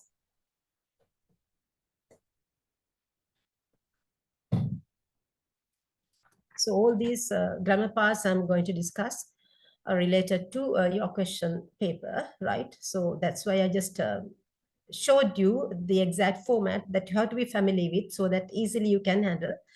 And now I'm going to discuss grammar. This will be pretty important. Right, question number, yeah. Conjunctions. Conjunctions. Use the conjunctions but, although, and however to join these two sentences. So it's okay, right? Conjunctions you can see, yeah, now readable. Showing the contrast. Conjunctions can be many. So it's separately given. It's easy for you to understand. Showing the contrast, showing the reason and result, and then like that, it's separated. So let's do the first part. You know what conjunctions are. They join sentences to express contrast, reason and result, time and condition as well. In each group, complete the sentences suitable conjunctions, right? Under contrast. However, although, despite, even though. Which is the difference? Let's discuss. Learning grammar with discussion is the best way to learn English, right? Not only the answer, right? You should know why. Why have you selected this particular answer? Then that gives you the knowledge. Right? Be logical always. Feel free to ask why. Just for the sake of learning, don't ever do. So when for the sake of learning, in the sense, just filling in the gaps won't do. If you want to learn exactly how to use them, then you should ask why. You should know why. Then only you may get the knowledge on how to use them at the right time, in the right situation. Right. Contrast. Showing the contrast, what are the conjunctions given here? However, although, despite, even though. Right. Out of them, there are many, some other things we are going to discuss. Quickly, let's do. First one, which should be the answer. Tell me quickly. Even though I can't speak much Spanish, I can understand a lot. Acceptable, good, well done. Is that the only answer for you? Any other one can to use? What's the difference between even though and although? Actually, both are applicable to number one. Although I can't speak much Spanish, I can understand a lot. Even though I can't speak much Spanish, I can understand a lot. Both are allowed here. But although sounds more. Why? Both are allowed. Even though it's also correct. Both are correct. Not wrong, right? But you will come to know why the exact difference between although and even though you may come to know. Wait. Now, first one, okay. Showing the contrast. Although I can't speak much Spanish, I can understand a lot, right? If it's to be said in another way, you can say, I can't speak much Spanish, but I can understand a lot. In different ways, there are some other conjunctions showing the contrast, but nevertheless, nonetheless, right? You will see, come across all these things, don't worry, bear with me. So then the first one, it says, yeah, although, even though, both are possible. Second one, I can speak Spanish well. Good. How to write it, Pute? How to write it? Full stop. However, capital H. Okay, that's how it's written.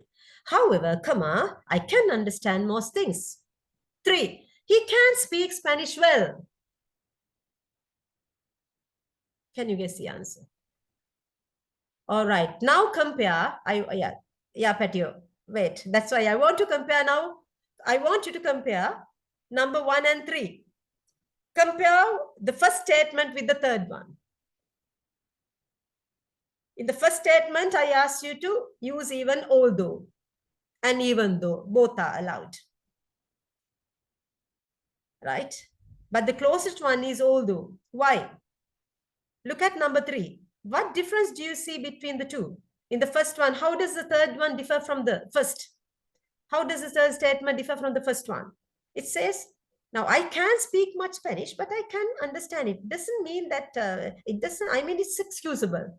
He may be learning Spanish, or it doesn't mean that he's native. He's a native speaker. It doesn't say that he's a native speaker of Spanish, right? It doesn't say that, yeah, he may be someone else, his nationality may be something else, right? So, but therefore it sounds, it's okay. I can't speak much Spanish, but I can understand a lot. Therefore, it's smoothly going, although I can't speak much Spanish. But look at number 3. We are amazed to believe that. It sounds surprising. He can speak Spanish well. He lives in Spain. Showing the surprise, right? He lives in Spain. Usually, if a person lives in Spain, he should know French, right? So it's something unbelievable. It's unbelievable in the sense surprise. Surprise is there. So when you compare the first one and the third one, that surprising part isn't found in the first one. In the first one, not that much surprise is touched. It's excusable. I can't speak much Spanish, but I can understand a lot. We don't know exactly whether the person is Spanish. It's not mentioned here. Therefore, it's irrelevant. It's irrelevant. Right? So therefore, actually the exact answer for that too, although I can't speak much Spanish, I can understand. Even though is also okay, possible. But even though, showing the surprise, the very relevant answer to third one is not although doesn't go kataone. Although doesn't go. The answer is, he can speak Spanish well, even though he lives in Spain. So try to understand the difference between even though and although. Although, just normal. Even though, giving you much surprise. Yes, surprise. You can't believe it. You can't believe it. That's the difference. Hope you got now the difference between even though and although. Did you get it? Did you get it? Is it clear? So therefore, for the third one, the answer is not even, although doesn't go with the third one. Right? The answer is, even though he lives in Spain. Even though means it sounds surprising. Fourth one, ing living is despite. Living is a gerund form. Despite living in Spain, he can speak Spanish. Now see, 4 different ways discussing the same example, same thing.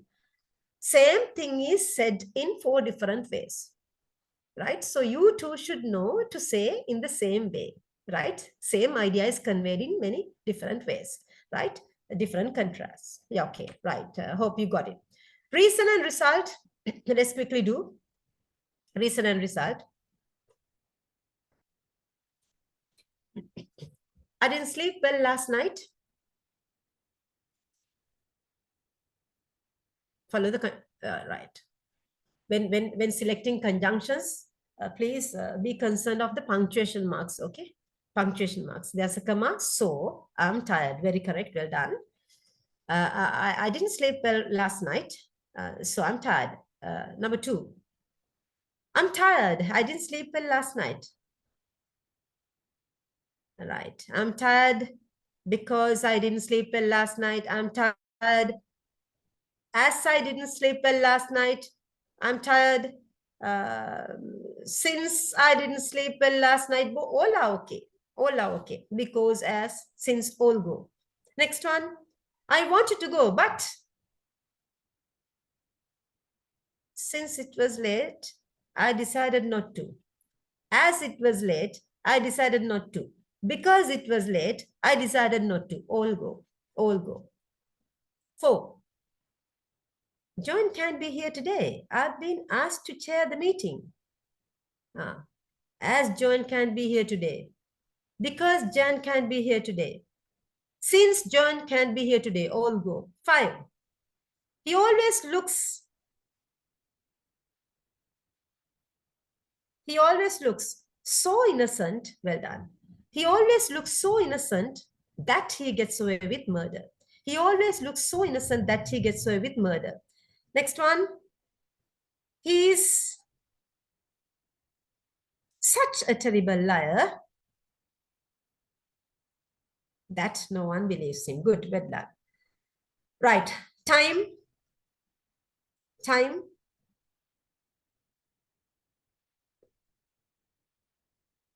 I called you. I called you.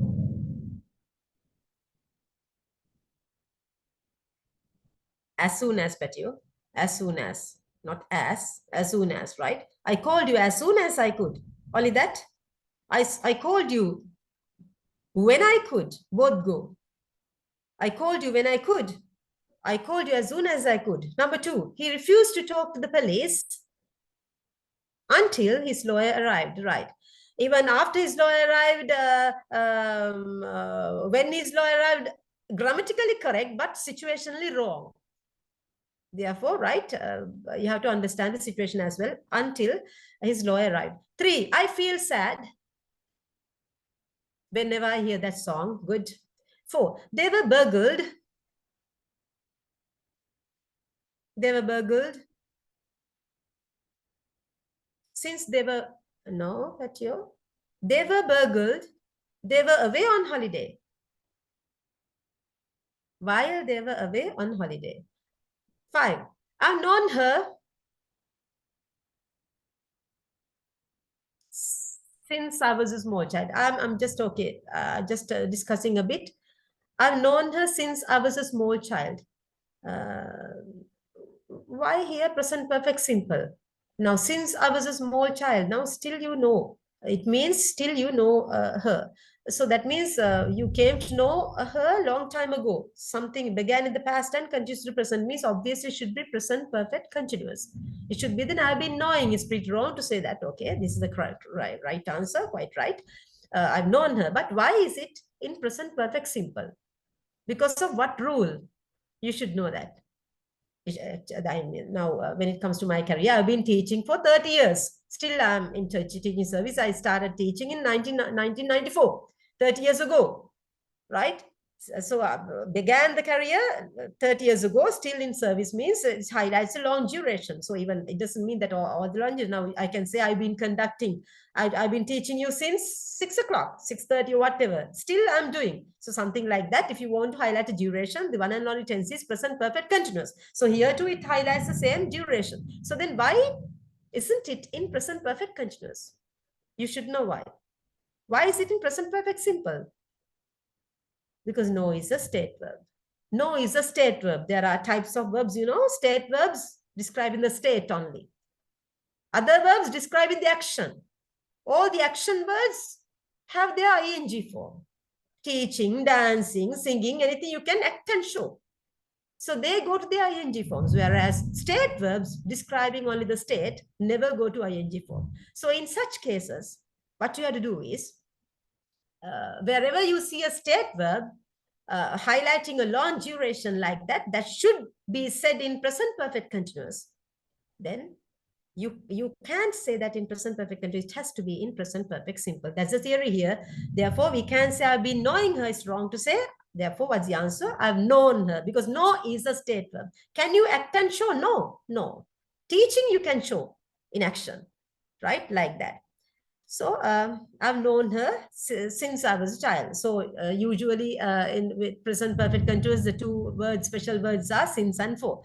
For highlighting the duration, since highlighting the point in time, right? So since. Next one, I'll help you with this exercise after I've had dinner. Now just imagine, once again, you have to learn something here to grammar. I've had dinner is present perfect simple. So it's a very good example for you to understand how present perfect simple is used to describe future. I will help you in the sense going to happen in the future. After I have had dinner. How to use present perfect simple describing future. Okay, that's why it's confusing. Though there are 12 tenses, those 12 tenses are placed in different situations, right? The same tense is used to describe many situations. All right. Next one, describing the condition. Yeah. I'm going to be late. I'll call you. If I'm going to be late, I'll call you. Number 3. Number 2. You won't pass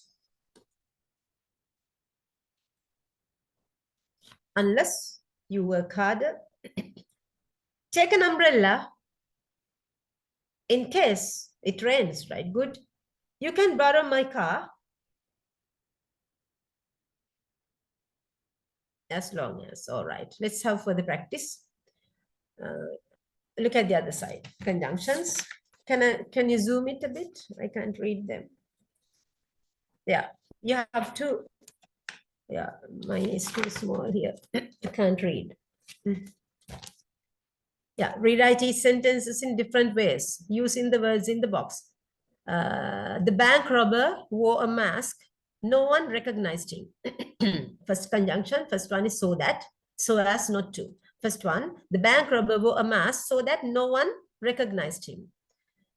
It's easy for you. Second one, so as not to. The bank robber wore a mask so as not to be recognized, passive, by others. That means like that. Try doing the second one. I saw the film, then I read the book. Having after.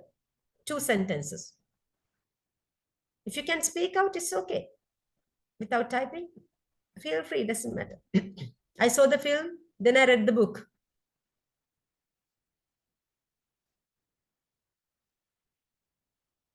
Yeah, Petio? How should it be? Starting with having?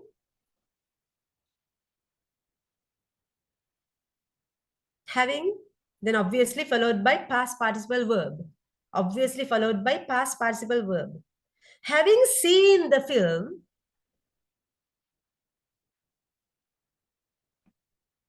Petio? Yeah, those 2 words, after and having. In 2 different statements, not in the same. No need after. Start with having. Having seen, capital H. Having seen the film, comma, I read the book. Then is not there. Then is omitted. Then is omitted. Having,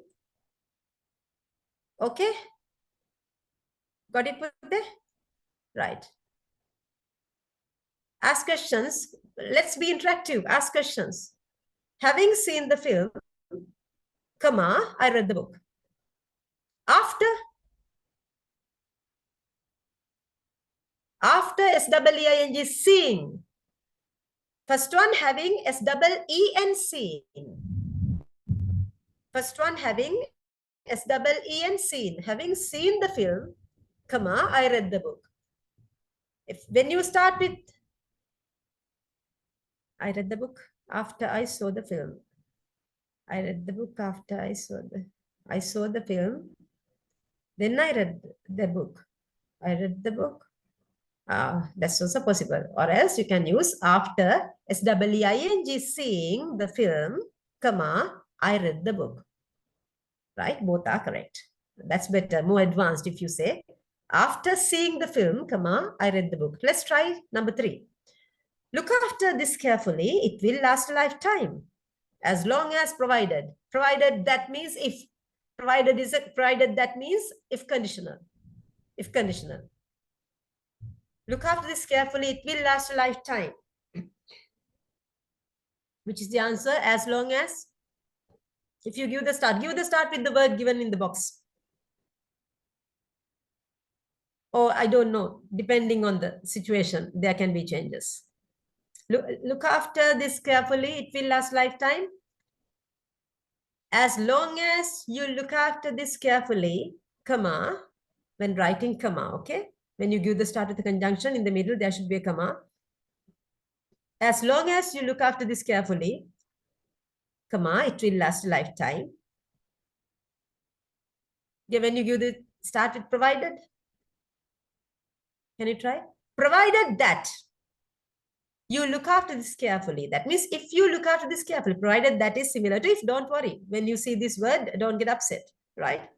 Provided that means if you look after this, provided here no doer is there, so you just guess and write. Provided that you look after this carefully, comma, it will last a lifetime. Hope you got it. All right. Number 4. The curry was hot. We couldn't eat it. So such two, 3 sentences I want. 3 sentences I want.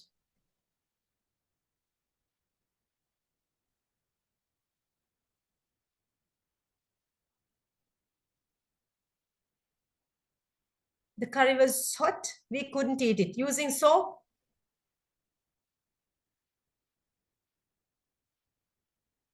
The curry was so hot. The curry was, no, but you not in that way. It should be so that like that. Okay, don't know that is there. The curry was so hot that we couldn't eat it. Or else the curry was so hot, comma, we couldn't eat it. Highlighting the curry was hot. So specifying the curry, right? Therefore, you have to keep to the exact meaning conveyed here, right? Grammatically, your answer is correct, not wrong.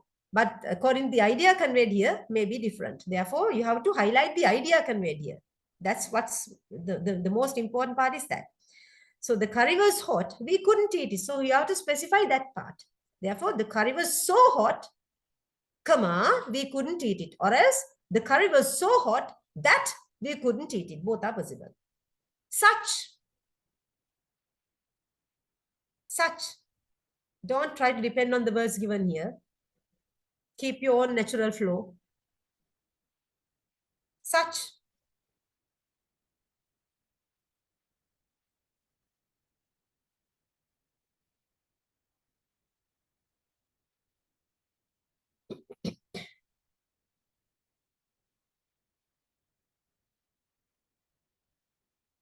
How to say?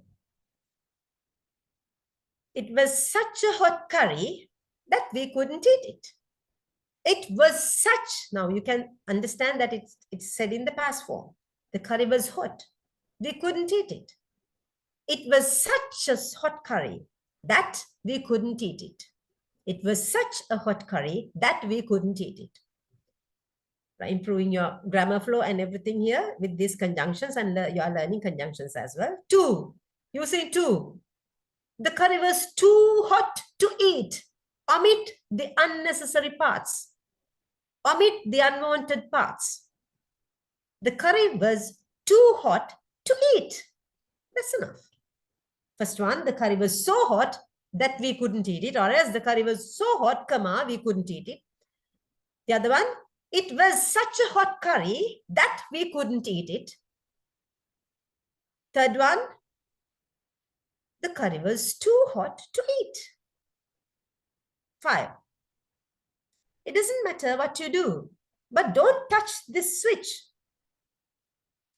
It doesn't matter what you do, but don't touch this switch. What's the answer? No matter what you do. No matter what you do, then you have to omit but. But is not there, okay? When you add no matter. No matter what you do, don't touch, comma. No matter what you do, comma, don't touch this switch. Very good, well done. Then whatever.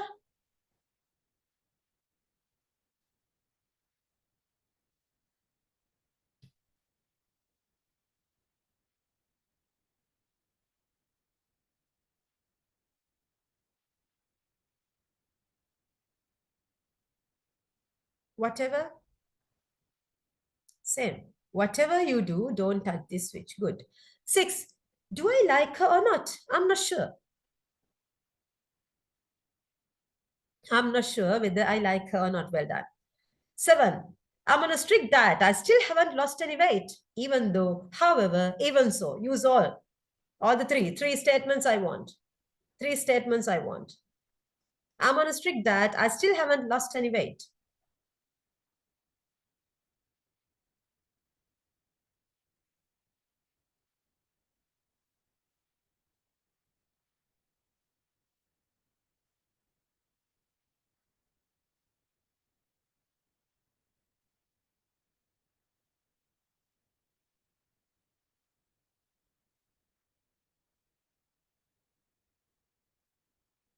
Yeah.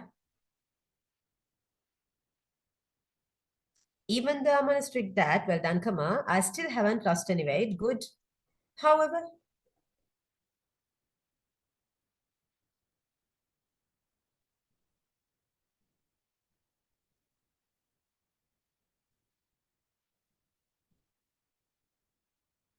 I'm on a strict diet. Full stop.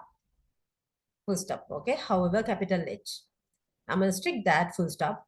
However, okay, starting with capital H, then comma. However, comma, I still haven't lost any weight. Then how to write even so? Same. Even so is similar to however. I'm on a strict diet. Full stop. Even so, capital E. Even so, comma, I still haven't lost any weight. Understood? 8. I took an umbrella. I thought it might rain. Yeah, Patio, look now.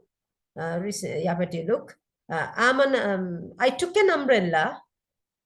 Took past tense. Took past tense. It's described, that's true. It's described, but you have to understand. I took an umbrella, past simple. I thought it might rain, as in case. When you use in case, I took an umbrella in case it rained. In case it rained, Patio. Well done.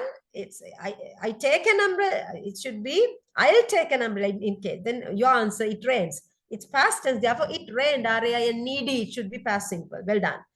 I took an umbrella in case it rained. ED. Let's go on now. Past tense. Now how to use as? I took an umbrella as I thought it might rain. That's correct.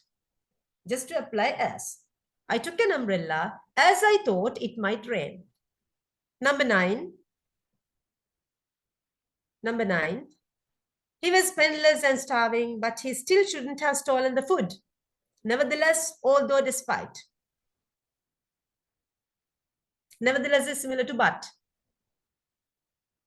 That means despite. In spite of. Despite is similar to in spite of. The difference in spite of, it has of preposition. In spite of. Despite, no of. Understanding that you have to figure out. So he was penniless and starving, but he still shouldn't have stolen the food. Although he was penniless and starving, he still shouldn't have stolen the food. Well done. Although correct. Nevertheless, how to use? Nevertheless, how to use? In place of but. But full stop. Better to use, yeah, start with capital, better. He was penniless and starving. Full stop. Nevertheless, comma, he still shouldn't have stolen the food. Nevertheless is nonetheless, another term for nevertheless, nonetheless, N-O-N-E-T-H-E-L-E-S-S. Nonetheless, right? So then despite, how to use despite? How to use despite?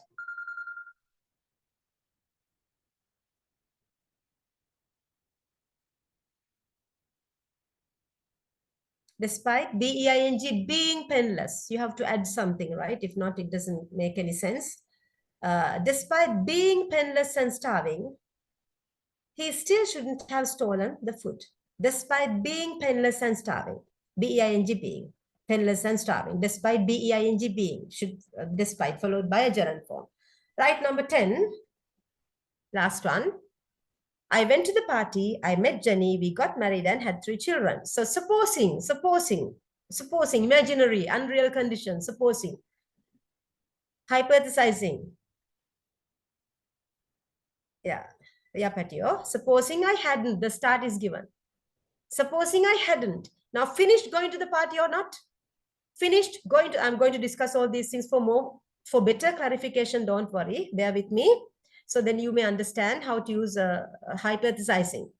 Hypothesis, right? So that means unreal conditions, imaginary situations, right? This is something imaginary. I went to the party, I met. Really? Actually, it happened. You went to the party. Supposing you hadn't gone to the party. Imaginary. Supposing you hadn't gone to... Yeah. It should be put there. Supposing I hadn't gone to the party. The start is given, hadn't gone to the party. Then what would have happened? Now, finished happening. I went to the party. I met Jenny. We got married and had 3 children. That's the discussion given here. Supposing I hadn't gone. All right. Okay. Just study this. listen to this. I'm coming out with 3 statements. If you can write them, it's better. Okay, 1, if you study hard, you will pass the exam. First conditional. If you study hard, you will pass the exam. Second one, if you studied hard, past simple. In the first one, if you study hard, present simple, you will pass the exam. It's said in future simple, that's true, but referring to the same present time. The second condition, if you studied hard, past simple, you would pass the exam. As past simple, you get the past of will, so therefore, would pass the exam. Third one, if you had studied hard, past perfect. If you had studied hard, past perfect, come on, you would have passed the exam. You would have passed the exam. My question is, in the first one, if you study hard, you will pass the exam. It's said before the exam or after the exam. If you study hard, you will pass the exam. Before the exam, right? Possibility. When you say something with will, it's certainty. Will describes in modal auxiliary. Will as a modal auxiliary, it describes certainty. Okay, willingness is something else. Certainty, right? He will come. You will pass. That means definite. Right. Then second condition, if you studied hard, past simple, you would pass the exam. It's said before the exam or after the exam. It's past simple. If you studied hard, you would pass the exam. It's said before the exam or after the exam. Well done, before the exam. Then what does it mean? If you studied hard, you would. What's its actual meaning? That's unreal. If you studied, actually, you don't study. You would pass the exam. That means you don't pass. If you don't study, you won't. That's the actual meaning. Actual meaning has the reference to the present. Actual meaning has the reference to the present. Right? So similar here, Bute. Actually, this has happened. I went to the party. I met Jenny. Supposing, imaginary, you can say I didn't go to the party. Wrong. Didn't go means you don't go. Just like I would pass. Now, just like in the third condition, if you had studied hard, you would have passed the exam. That means after the exam. Exactly correct. I wouldn't have met Jenny. I wouldn't have got married. I wouldn't have met Jenny. I wouldn't have finished getting married. I wouldn't have met Jenny, finished meeting Jenny. I wouldn't have. It has to be said like that. I wouldn't have got married. I wouldn't have had 3 children. All should be like that. Supposing I hadn't gone, then I wouldn't have done any of these. Understand? Clear to you? You got it? There'll be more discussions about this. Don't worry. Can I have the other page?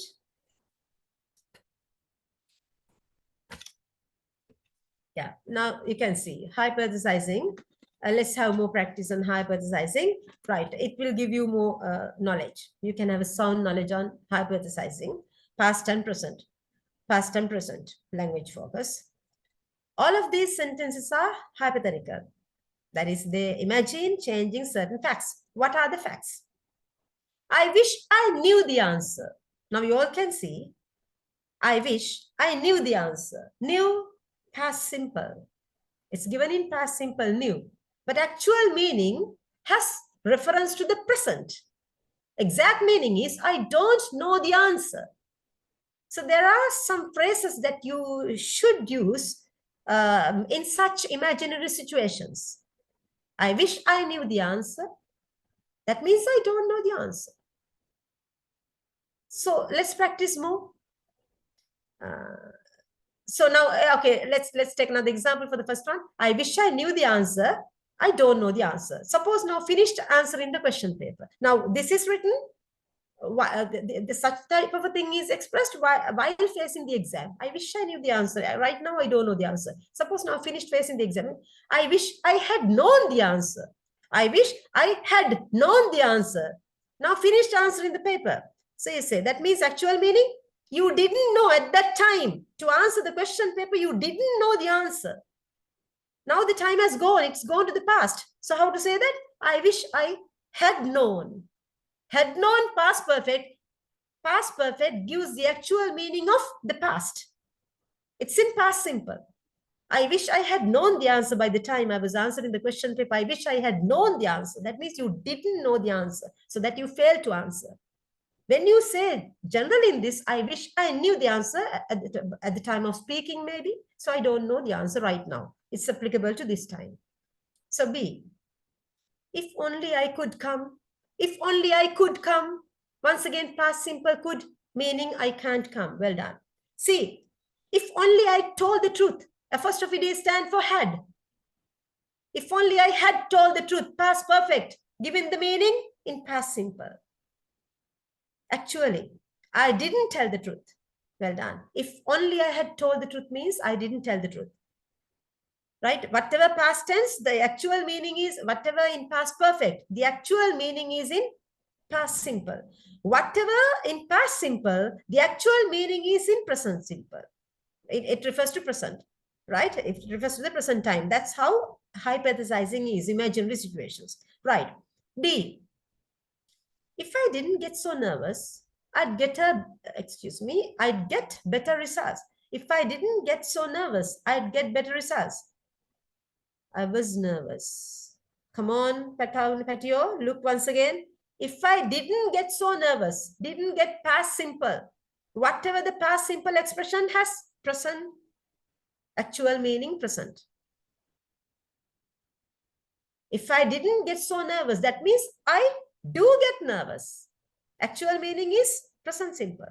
If I didn't get so nervous, that means I get nervous. I do get nervous.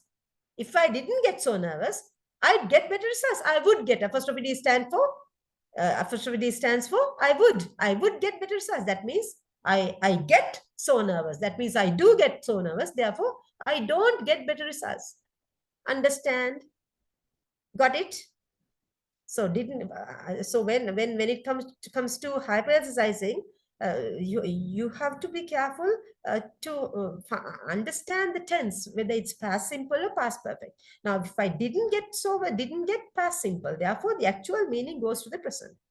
That means I do get so nervous. Therefore, I don't get better, or else I won't get. Understood? E, if you had helped us, we would have finished by now. If you had helped us, we would have finished by now. If you had helped us, excellent, well done. You didn't help us. Had helped, past perfect. If you had helped us, past perfect. Therefore, you didn't. Actual meaning is past simple. You didn't help us. We would have finished by now. That means we haven't finished yet. We are still writing. Idea is that. F, I should have listened to your advice. I should have listened to your advice. Good, well done. I didn't listen to your advice. Past. Then next one, I wish I spoke French well. Spoke, past simple. I wish I spoke French well. I can't speak French well. Good. Next, I wish you would speak to him. You would speak to him. I wish you would speak to him. What's the explanation? I wish you would speak to him. Yeah, you won't speak to him. You won't speak to him.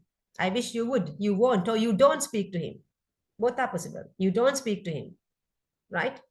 So now number 2, asking which of the sentences are about present time, which are about past time. Present time, I don't know the answer. Present time, if whatever, past simple, present time.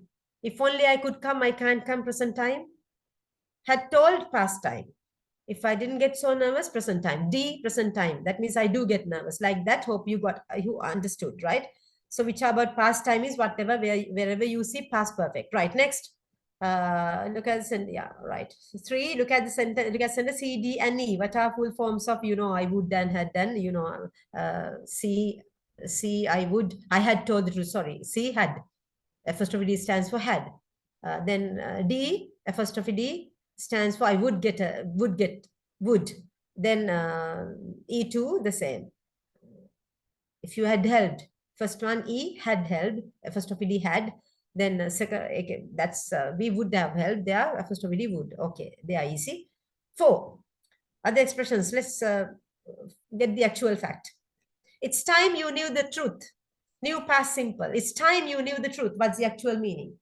The fact is that it's time you knew the truth. The fact is that you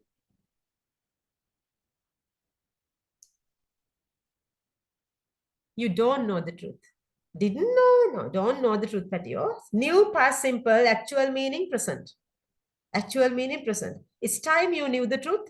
The fact is that you don't know the truth. You don't know. I wish I knew. It's time is similar to I wish. You knew the truth. Yeah, it's okay, Fatio. Making mistakes is good. Making mistakes is good. You have to make mistakes. When you make mistakes only, you learn. Right? You have to face like those things, right? You have to face those things, then only you will learn. Don't worry. Making mistakes is really good. That means you are doing, you are into that. So it's time you knew the truth. You knew the truth. It's time is similar to I wish, I'd rather, like that. So it's time you knew the truth. That means you don't know the truth. I'd rather you didn't smoke. I'd rather, similar to I wish. I'd rather, I would rather, first of all, I'd rather, would. I'd rather you didn't smoke. Meaning the fact is that you do smoke. Well done. I'd rather they hadn't come. I'd rather they hadn't come. Past perfect. The fact is that they either have come, yeah, or else they came. Well done. Next, supposing you had fallen, I can't see. Supposing you had fallen and hurt yourself. You had fallen, past perfect. Fortunately, you didn't fall. Well done. And hurt, right? Good. Let's have more practice by doing this related to hypothesis, right? Practice, express a wish or regret about this. I can't see. Hypothesizing. I don't speak English fluently. Oh, yeah. I don't speak English fluently. Wish, how to say that with wish? Now I have to make it in imaginary situation. Hypothetical expression. Need a hypothetical expression. Now the actual meaning is given. I don't speak English fluently. I wish I could speak English fluently. Well done. Next, you speak very fast. I don't understand. If you speak very fast, I don't understand. If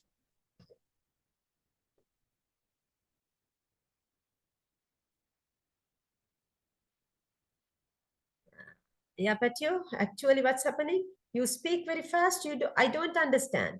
That's the nature. It's hard to change the nature of a person, right? So therefore, it should be unreal condition. If you didn't speak very fast,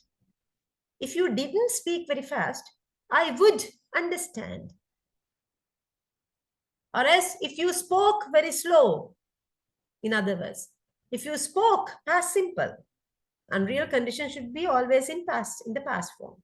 Either past perfect, if it had happened, right? Or else past simple if it relates to the present, right? So then you speak very fast. I don't understand. That's the actual, that's actually what's happening. So that means if you want to make it unreal, if you spoke very fast, I would understand. Or else, if you didn't speak very fast, past simple negative. If you didn't speak very fast, I would understand. Number 3. I'm an only child. Wish.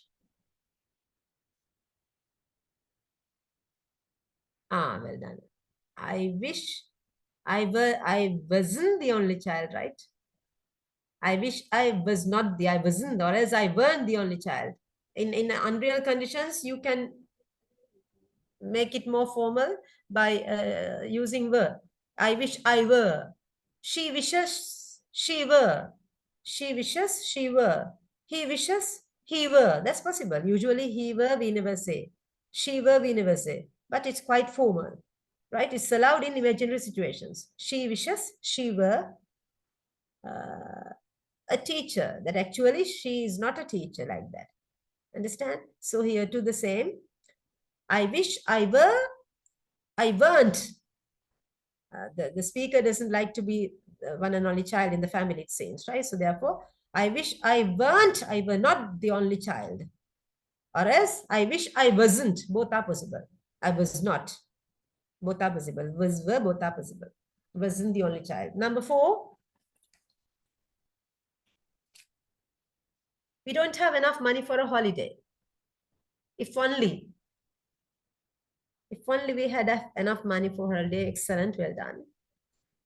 If only we had enough money. 5. I get up at 6 o'clock every morning. I have to go to work. I get up at 6 o'clock every morning. I have to go to work.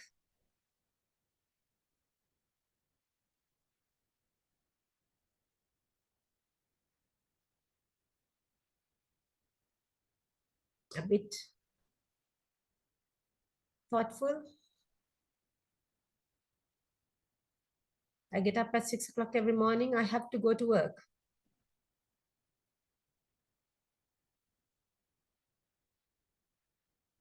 If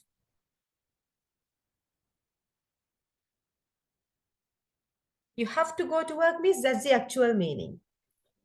You have to do that. You have to get up at 6 o'clock. Good effort. Appreciate your effort, Pute. Yeah. Appreciate your effort, Patio. But yeah, other way around. Other way around. Try other way around. If I didn't have to go to work, if I didn't have to go to work means you have to go to work. If I didn't have to go to work, I wouldn't get up at 6 o'clock every morning. I wouldn't get up. If I didn't have to go to work means just like the second condition. If you studied hard, you would like that, right? That means you don't. Therefore, if I didn't have to go to work means it's given in the negative. That means you have to go to work. Then if I didn't have to go to work, then I wouldn't get up at 6 o'clock. But you have to, meaning you have to go to work. Therefore, you get up. Understand?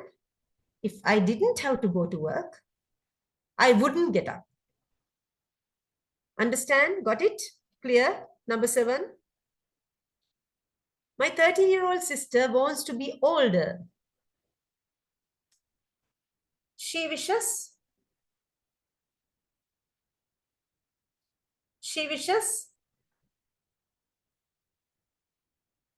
She were older. She wishes. She was older. Were, was, both are possible. She wishes. She was older. She wishes. She were older. In unreal conditions, she were, he were. Sixth question. Excuse me, sorry. Thank you. 6th one. I didn't learn to ski until I was 40. I'm not very good. I didn't learn to ski. You know, ski means gliding on snow. Gliding on snow. So I didn't learn to ski until I was 40. I'm not very good. If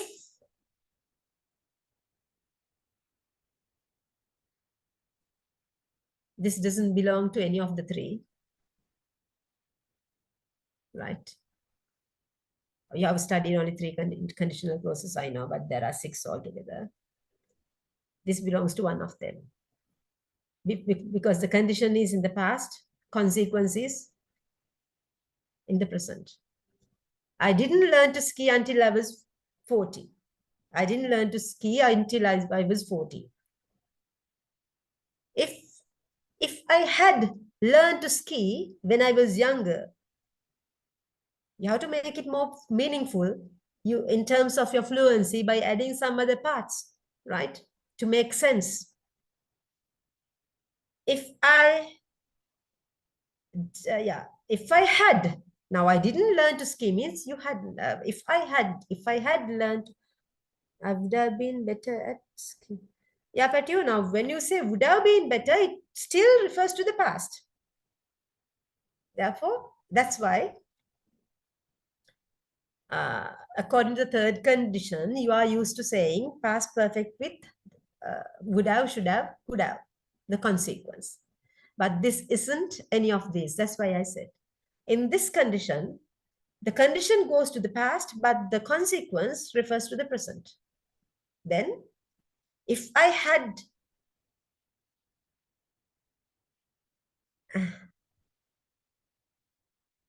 okay, I understand. Not confusing.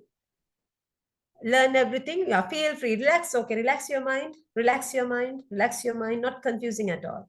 Not confusing at all. I didn't learn to ski. That means if you had learned to ski, what would be the result today? When it refers to the present, would be. Right? Okay. Let's get the three conditions once again. Let's get the, let me explain. Let me be explanatory. Let me be explanatory, right? Or else explanatory, both are correct. British American pronunciation, you are free to pronounce in any way. Right. Look at the first condition once again. If you study hard, you will pass. Shall I write and show you? If you study hard, you will pass. No, you can try to understand. If you study hard, you will study present, referring to the present, actual present time. You will pass, though it's said in future simple, it refers to the present still. Second one, if you studied hard, past simple, you would. Though it's said in past simple, still it refers to the present. That means meaning you don't study hard, the negative present. You don't study hard, you don't pass, you won't pass. Third one, if you had studied hard, actual meaning you didn't study. Past perfect means goes to the past. You didn't study. It's said as if you had studied, you didn't study, you would have passed the exam, you didn't pass.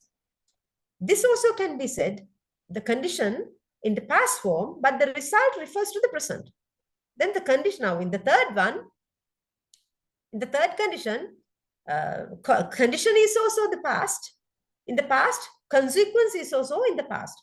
If you had studied hard, you would have passed the exam. You didn't study hard, you failed. Consequence is also the past. Results are out now. Past, past. Both are past. In this, I didn't learn to ski until I was 14. Where is it? I didn't learn to ski until I was 14. 40, I'm not very good. Can you see now the consequence? I am not very good present, referring to the present. It doesn't say I wasn't very good those days. It doesn't have any reference to the past. It discusses about the present. I am not very good now, referring to now. Therefore, there are two tenses.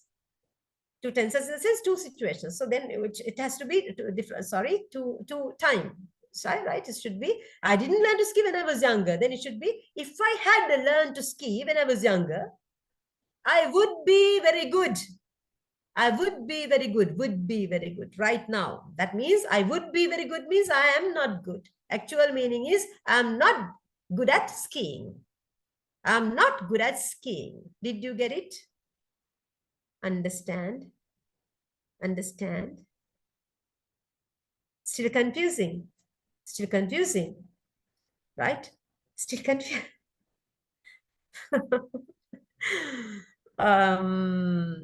Right. 6 conditional clauses. 1 second. I'll quickly write and show you.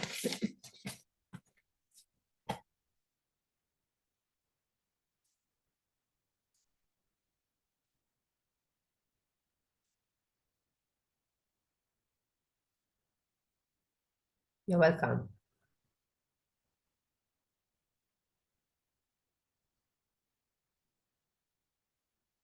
But my handwriting is horrible. Okay, I'm quickly writing.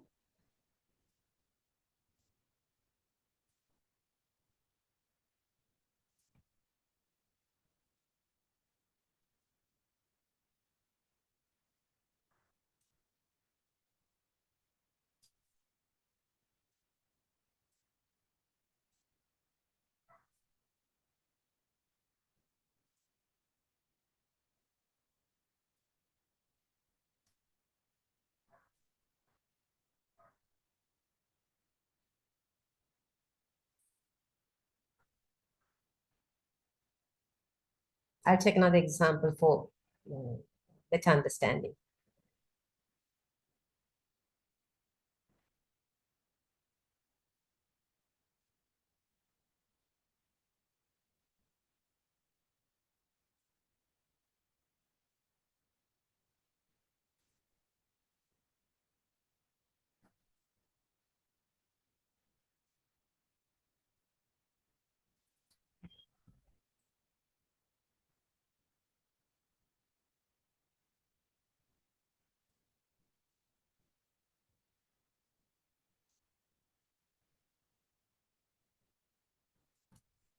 Right. So I'll highlight like this. Referring to present time. Here to referring to present time. To present time.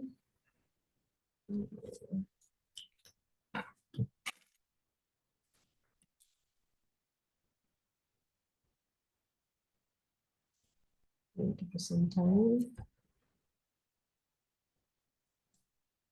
Past time. Past. Past. Present.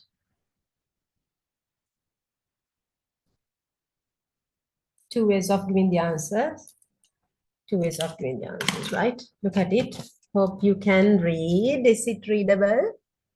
Is it readable? Can you clearly see what I've written? Okay, right. Okay, have a look at it. Can you, I've already highlighted the first one as present, present. The condition is also present and the consequence is also present, right? Condition and the consequence. So if you study hard, you will pass. Though it's written in future simple, it refers to the present time, right? So present, present. Second one, if you studied hard, you would pass. Actual meaning you don't study hard, that means it's also, it refers to the present. And you would pass the exam, it means you don't pass the exam, it's meaning it too refers to the present time. Present, present. Second condition too, present, present. Third condition, if you had studied hard, you would have passed the exam. You didn't study hard, that means you didn't pass the exam, you failed. So actual meaning refers to the past time, here to past time. So first three conditions. First one, present, present. Second one is also present, present, and refer to the time. Present time, present time. Third condition, past time, past time. Fourth condition, I've taken an example related to whoever. If you had studied English well, so I just created one. If you had studied English well, you would be fluent today. You would be fluent today. So there's an indication for you to guess. Today means refers to the present time. If you had studied English well, I've highlighted, it refers to the past, meaning you didn't study English well. I'm not blaming you. I just took it as an example. There can be many reasons for that, right? Just right at the moment, think like that. If you had studied English well, or else if you had learned English well, you would be fluent today. Consequence, you would be fluent today, referring to the present. That means today, you are, today you are not fluent. Now you are fluent, okay, I've taken it, just don't worry, okay, but you, okay, all right. Thank you so much for your comments. Thank you so much. So if you had studied those days, that means you didn't study. So you would be fluent today. Had studied means you didn't study. So the condition refers to the past. And the consequence, you would be fluent today, refers to the present. This also can be said with ing form. You would be speaking fluently today. If you add the main verb, now you would be fluent today, no main verb there. Be is the auxiliary verb, right? You would be fluent today. Fluent as an adjective it goes. So if you want to apply a main verb, you would be speaking very fluently today. If you had studied English well, or else if you had learned English well, you would be speaking fluently today. So either you would be speaking, if you want to add a main verb like speak, then it should be ing. You would be speaking fluently today, or else without a main verb, you would be fluent today. Understand? So this has past, present. First condition, present, time referring to present, present. Second condition, though it's said in past simple, present, present. Third condition, past perfect, would have result, past, past. Fourth, past perfect means actual meaning, past tense. Today, referring to present time, past, present. Understand, understand. Other condition, present, past. The other one, zero, the zero condition, present, present. Okay, at the moment, hope you got it. Clear to you? Right. Don't get confused. This is enough for you to face the exam. All right. Then next one. All right. We are still there. So next one. Yeah, what's the other one?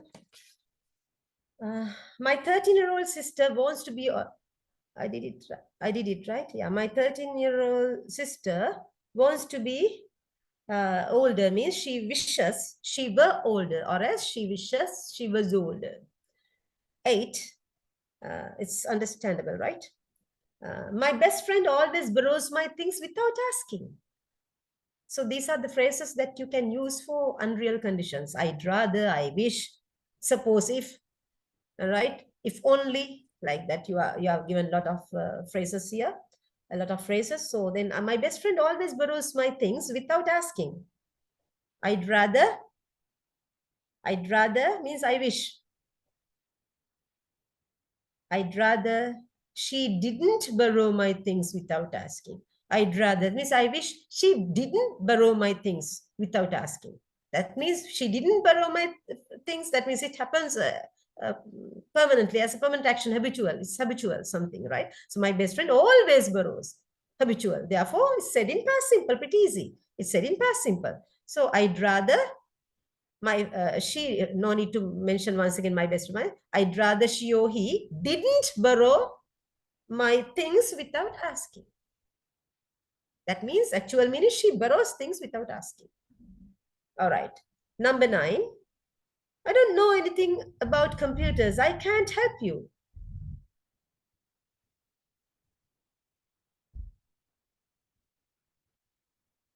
No, Patio, no, it's wrong. That's not the way. Here, unreal conditions. I'd rather, similar to I wish. Can you see in hypothesizing what's seen next to that, what we discussed a couple of minutes ago? You can see under hypothesizing. Can you see I wish, I'd rather? It's all past simple, means actual meaning, present simple. Now here too, actual meaning is given. That's why it's confusing to you, right? Such things won't be there in your paper. Now you saw the paper, right? Don't worry, I'm giving you grammar practice. This will be helpful for your entire future. We are being globalized, you know, right? Therefore, we are trending, so we have to face life. So you are advanced level in the sense you should know advanced English to face higher studies. So I'm preparing you for everything, not only targeting your A-level exam targeting this. That's why I just discussed the paper and made you aware of the structure, the format, types of questions, right? I didn't go to discuss the entire paper. This is boring, quite boring. I do understand. That's why I just stopped it. Even it's in vain of discussing the paper, because not the same questions will be there in your exact one, right? So therefore, let's improve grammar. Let's, I mean, make this opportunity to learn more, right? So that's why revision, I always revise. So that it's easy for you. Then discussing a paper won't do it. You will learn a little, right? Let's learn. Discussing grammar is the best way to improve your knowledge, right? So here, number 9 says, I don't know anything about computers. I don't know anything about computers. I can't help you. So actual meaning is here. I don't know anything about computers. That means if I knew, it's similar to second condition. If you studied hard, you would pass the exam. That means you don't study hard. Actual meaning, present simple, negative. You don't study hard, so you don't. Same. I don't know anything about computers.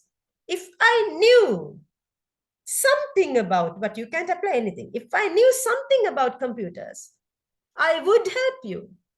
If I knew something about computers, I would help you. That means I don't know anything about computers, so I can't help you. I can't help you. Did you get that? Number 9, is it understandable? Clear?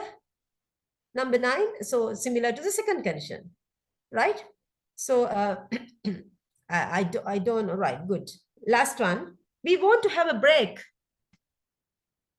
It's time, easy for you. It's time to have a break, but I won't give you break. Don't ask, okay? I won't give you at a stretch because there are some other parts that you should know. Feel free to be, I mean, you can ask questions, be interactive. We want to have a break. So normal expression is, without going to hypothesis, normal expression is, it's time to have a break. As a suggestion, you may come out with it. It's time to have a break. We want to have a break. Meaning, we haven't had a break. Actual meaning, we haven't had a break. How to say that? It's time we had a break. It's time we had a break. Had, past simple. It's time we had a break. That means you haven't had a break. Idea. Actual meaning is you haven't had a break. It's time we had a break. Hypothetically, it's said. Got it? It's all about hypothesizing. Is it enough? All right. Manageable. Hope you learned something. All right. Shall we skip to the other one then? What's the other one? That's all about. Okay. Right. Suppose there are some other practices of hypothesizing. Enough hypothesizing, boring. Shall we stop? Do you want this to be done?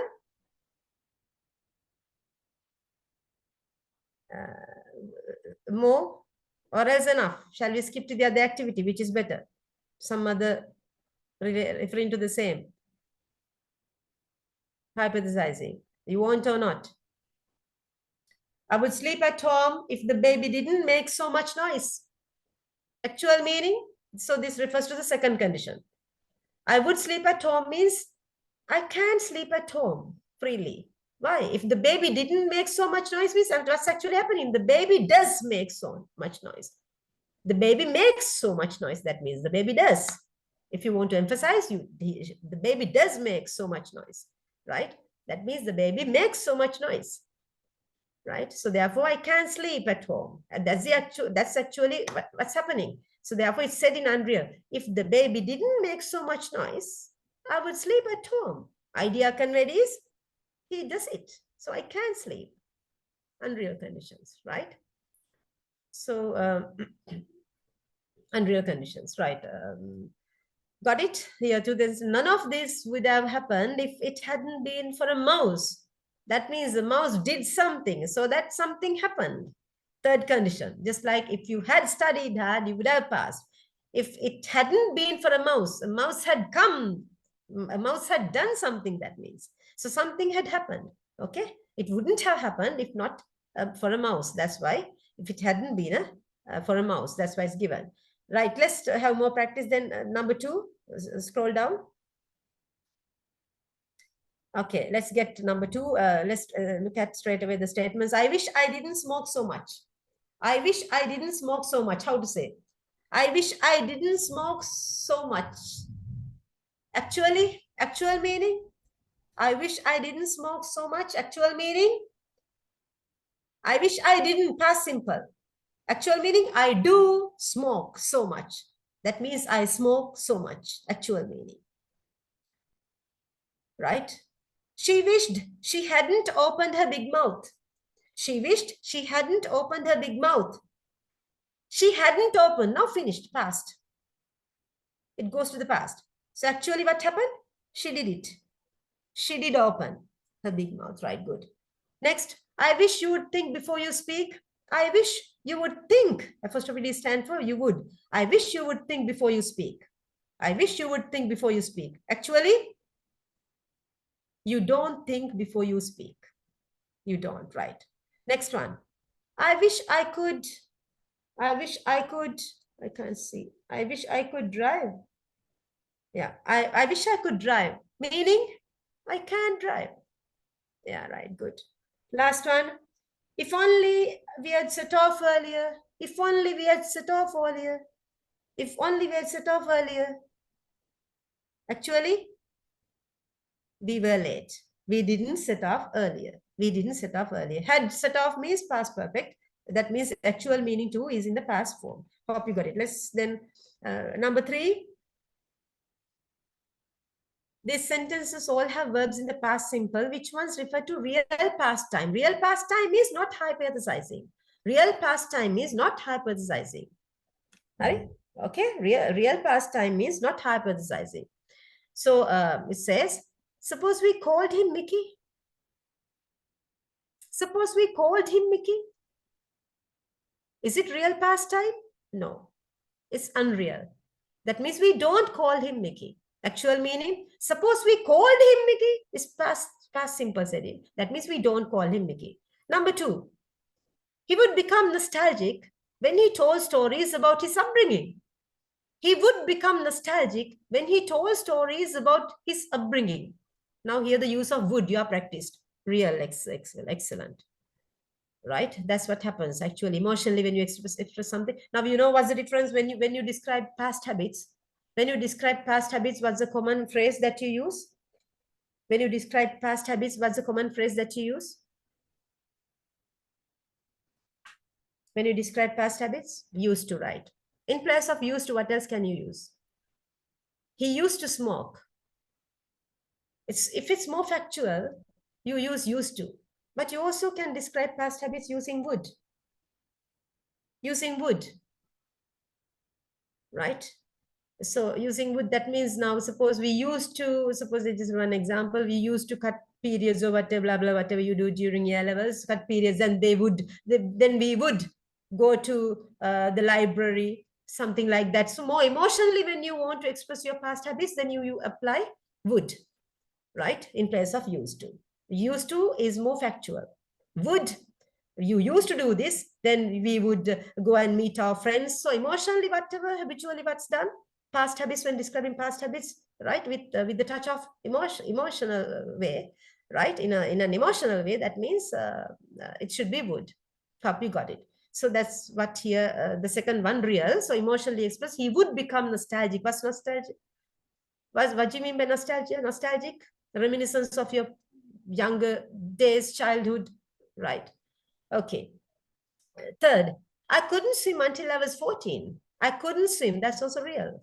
Real. No hypothesizing. Nothing. No hypothesis. Right. 4, if you could afford it, I'd buy it. Excuse me. If I could afford it, I'd buy it. 1 second, please. Just do the activity. Give me a few seconds. I'll be back. I'll be back.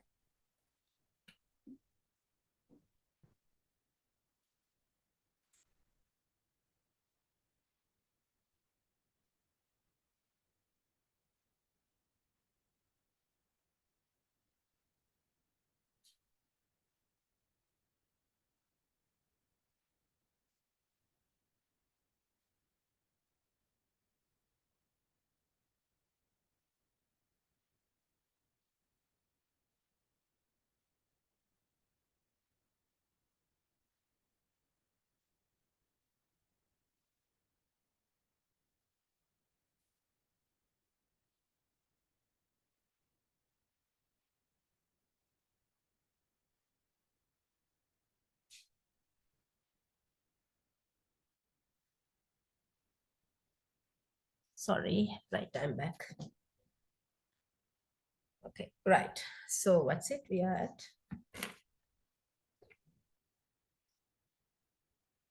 which one? Right. If I could afford it, I would buy it. That means I can't afford it. So I don't buy it. I won't buy it. I can't buy it. Anything. Understood? 5. Isn't it time we had a break? Yeah. So yeah, right. If I could afford it, I would buy it. It's unreal. It's unreal. Not real past time, but well done. Number 5. Isn't it time we had a break? What we discussed before, once again, unreal. It's time we had a break. Same. That means we haven't had a break. Unreal. Number 6. My childhood was poor. If we had any money, it went to pay debts. My childhood was poor. If we had any money, it went to pay debts. It's real. Not hypothesizing. Right. Next, number 7. He behaves as if he owned the place. He behaves as if he owned the place. He behaves as if he owned the place. Is he the owner? As if he owned. Unreal once again. Unreal. That means he doesn't own the place. What's the meaning? He doesn't own the place. Understood? I wish you didn't have to go. I wish you didn't have to go. You have to go. I wish you didn't have to go. Unreal, you have to go.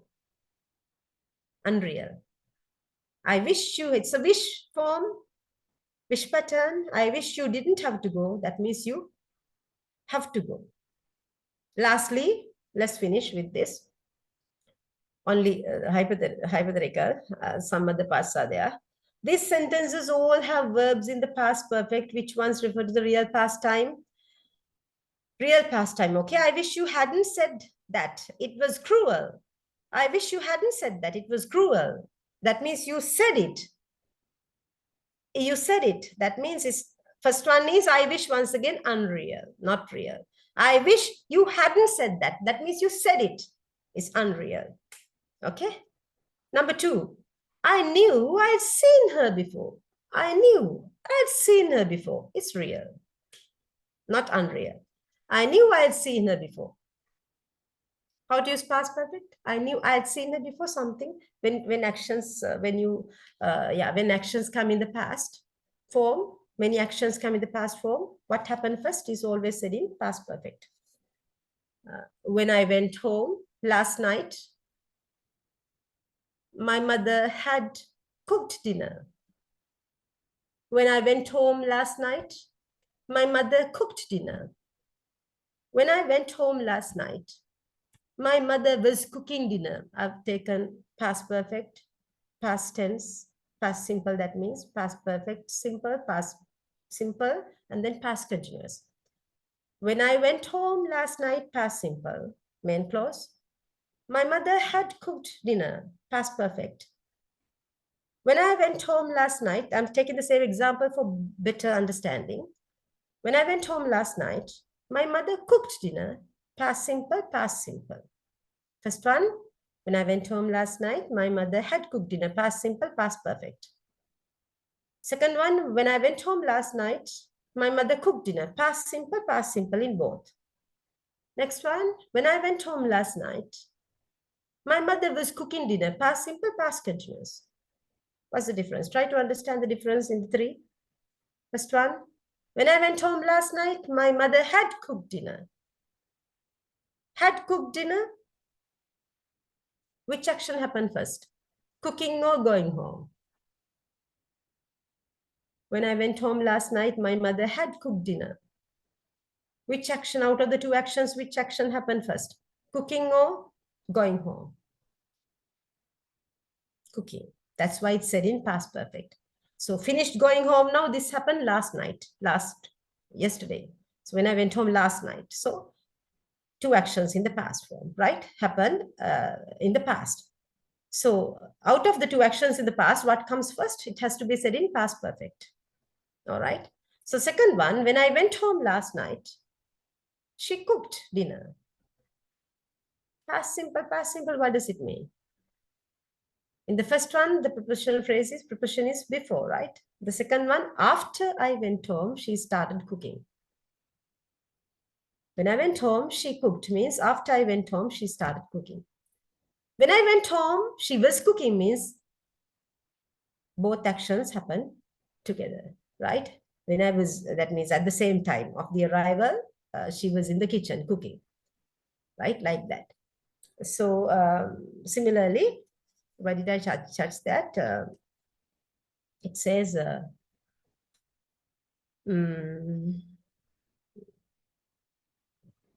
yeah. I knew I'd seen her before. I'd seen her before, right? That means seeing her happen before, right? Anyway, I knew that. So thinking like that. So had he known the truth, he would have acted more cautiously, more carefully, that means. Had he known the truth, past perfect, that's another way to emphasize. Had he known the truth, he would have acted. That means he didn't act more carefully, more cautiously. He didn't tell the truth. He didn't tell the truth and he didn't act as well, more carefully. That's the idea. It's unreal, not actual. 4, she apologized, saying she hadn't had time to phone me. She apologized, saying she hadn't had time to phone me. Yes, it's actual, real. It's not unreal. 5, I'd rather you would kept the news to yourself, but it's too late now. I'd rather means I wish. I'd rather you'd kept the news to yourself. You had kept. Had. That means you didn't keep it to yourself, right? yeah, the secret was out. So last one, they looked as though they'd had a good time. They looked as though they'd had a good time. Two heads you can use like that. Past perfect. They had, that means they had enjoyed a good time. They looked as though they'd had a good time. Real. Unreal. Real. Right? Okay. Hope you got at least a little. Anything that you want to know related to hypothesizing? You can ask before switching to the other one.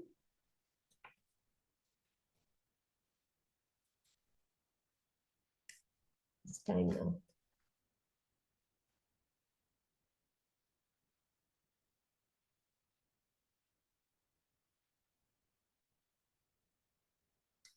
Shall we proceed? All right. Next one.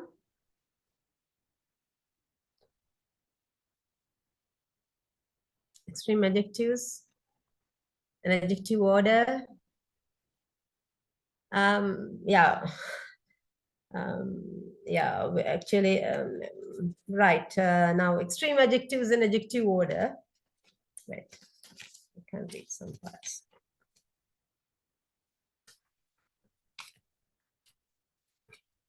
Now it's almost 9. Is it okay of continuing? Because Shavin, show the parts that they are to learn. I'm ready with, actually, I have to teach you. It's better to learn all these things, but I don't think that, yeah, it will take more time. I thought of discussing about modal verbs and can continue the seminar as you wish, Miss. Sure, I'll do. Okay, yeah, if they are ready to learn, I'm here. So but just show them the areas that they are to. I just want to know whether they are happy with modal verbs first. Next, then what else? Modal auxiliary verbs for the practice, past and present both. Then what else? Yeah, contrary expressions, they are also super important, right? Contrary expressions countable depending on in terms of countable and uncountable nouns. Then the practice of contrary expressions with some activities. Next. Then yes, comparing statistics. That's related to bar graphs, right? Thought of doing so, just give extra practice comparing statistics with advanced knowledge, right? With advanced vocabulary that you should know, right? Then what else? Yeah, adverbs. That's why related to your general English paper, I'm giving you everything what you should know for your higher studies as well. So your general English paper will be pretty simple, therefore. Because now here adverbs, intensifying adverbs, everything covering the adverbs, you can use. You can see, you may remember I showed you the paper. It's just in the testing your vocabulary, power of vocabulary related to grammar as well. Just you are asked to construct sentences. Can you remember? So there are adverbs, word classes, testing your knowledge on word classes, nouns, verbs, adverbs, adjectives, like that. So that's why I've selected this separately, just give you more practice on adverbs like that and adjectives separately, so that you may learn more, right? Because this has everything. I've included everything, but you have to discussing grammar is the best way, just for the sake of getting the practice on adjectives and whatever adverbs. It doesn't mean that you have to do a few examples, right? It won't give you at all. You have to discuss grammar, then only you understand how to apply. So that's the target here. So what's next? So it may take another 2 more hours. It's okay. Yeah, it won't be okay. I don't think that I'll do more. It's okay. And what else? Lastly, and adverbs and what else? The prepositions, testing your knowledge on prepositions. Yeah. So once you do all these things, once all these things are done, then you are up to some level, right? Hopefully, if you have truly understood what I've said, if you are truly focused on what I'm saying, right? Definitely you will get it. Then let's get back to stream adjectives. We'll have the practice. Now this is about adjectives, ordering adjectives and everything. Right, ordering adjectives. before before this one adjective order, right, let's learn what extreme adjectives are. Can you zoom it? Yeah. Extreme adjectives. Now we can see there are some adjectives used in this box. What specialty do you see in these words? Good, bad, marvelous, huge, nice, wet, clever, enormous, fabulous, excited, surprised, valuable, small, silly, fun, interesting, thrill, delighted, priceless, amazed, tiny, hilarious, wonderful, fantastic, ridiculous, awful, brilliant, pleased, fascinating, gorgeous, big, soaking, excellent, beautiful. Those are the adjectives given. Are they similar to each other, or do you see any specialty in these words? Which adjectives go with which of these adverbs? At the same time, you are taught adverbs with adjectives and adverbs. Two adverbs are introduced here. What are they? Very and absolutely. What are the adverbs introduced here? Very and absolutely. What difference is there between the two? Very and absolutely. To learn that, let's sort it out. First, all are mixed up here in the box. Similar to good. What are the other adjectives that you can see in the box? Similar to good.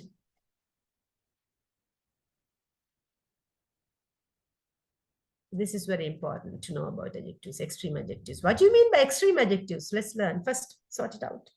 Similar to good, find out other adjectives.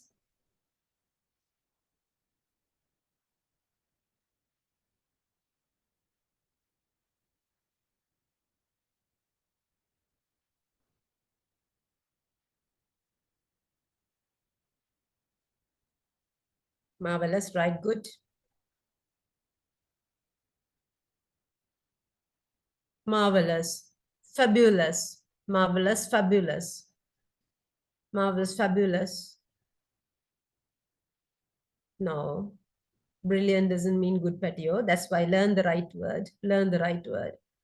The similar words that go with good are, similar adjectives that go with good are good, similar to marvelous, fabulous,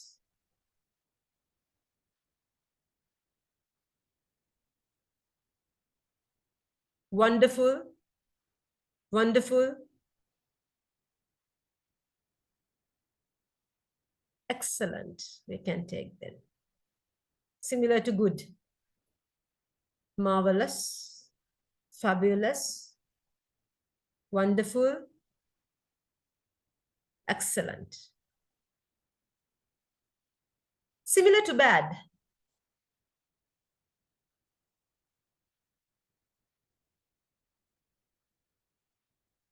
Similar to bad.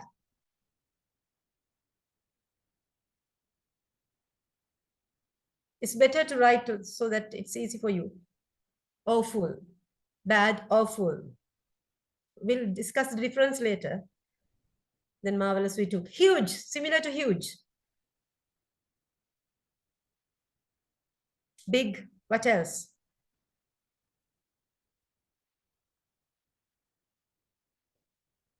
No. Gorgeous means beautiful. Enormous, right? Similar to big, huge, enormous, large, but here large is not there in this box. What's in this? Yeah, large is correct. Then huge we took. Nice, similar to nice.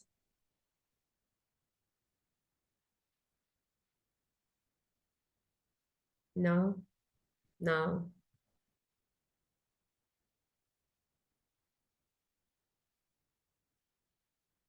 Well done, fantastic.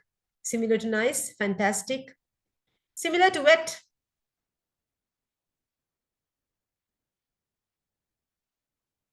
Similar to nice, beautiful, no. Nice doesn't go with beautiful. Nice, fantastic. Similar to wet, soaking, right, good. Similar to clever.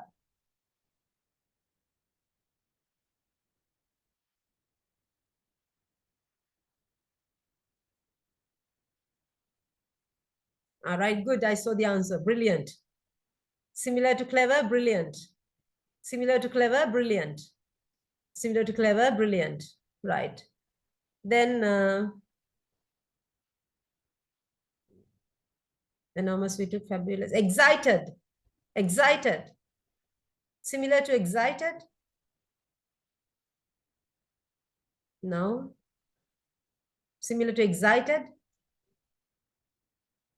Thrilled, right? Good. Thrilled. Thrilled. Surprised. Similar to surprised.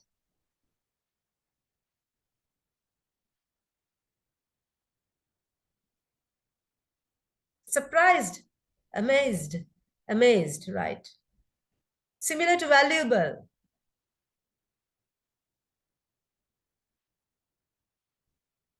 Priceless. Small. Tiny.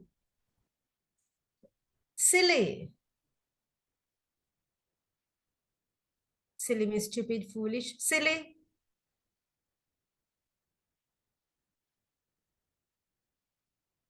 Ridiculous. Ridiculous, right?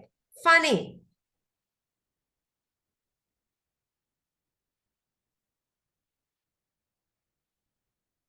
Hilarious. Hilarious.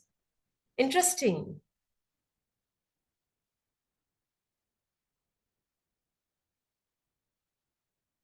Fascinating, right? Good. Thrilled, we got. Delighted.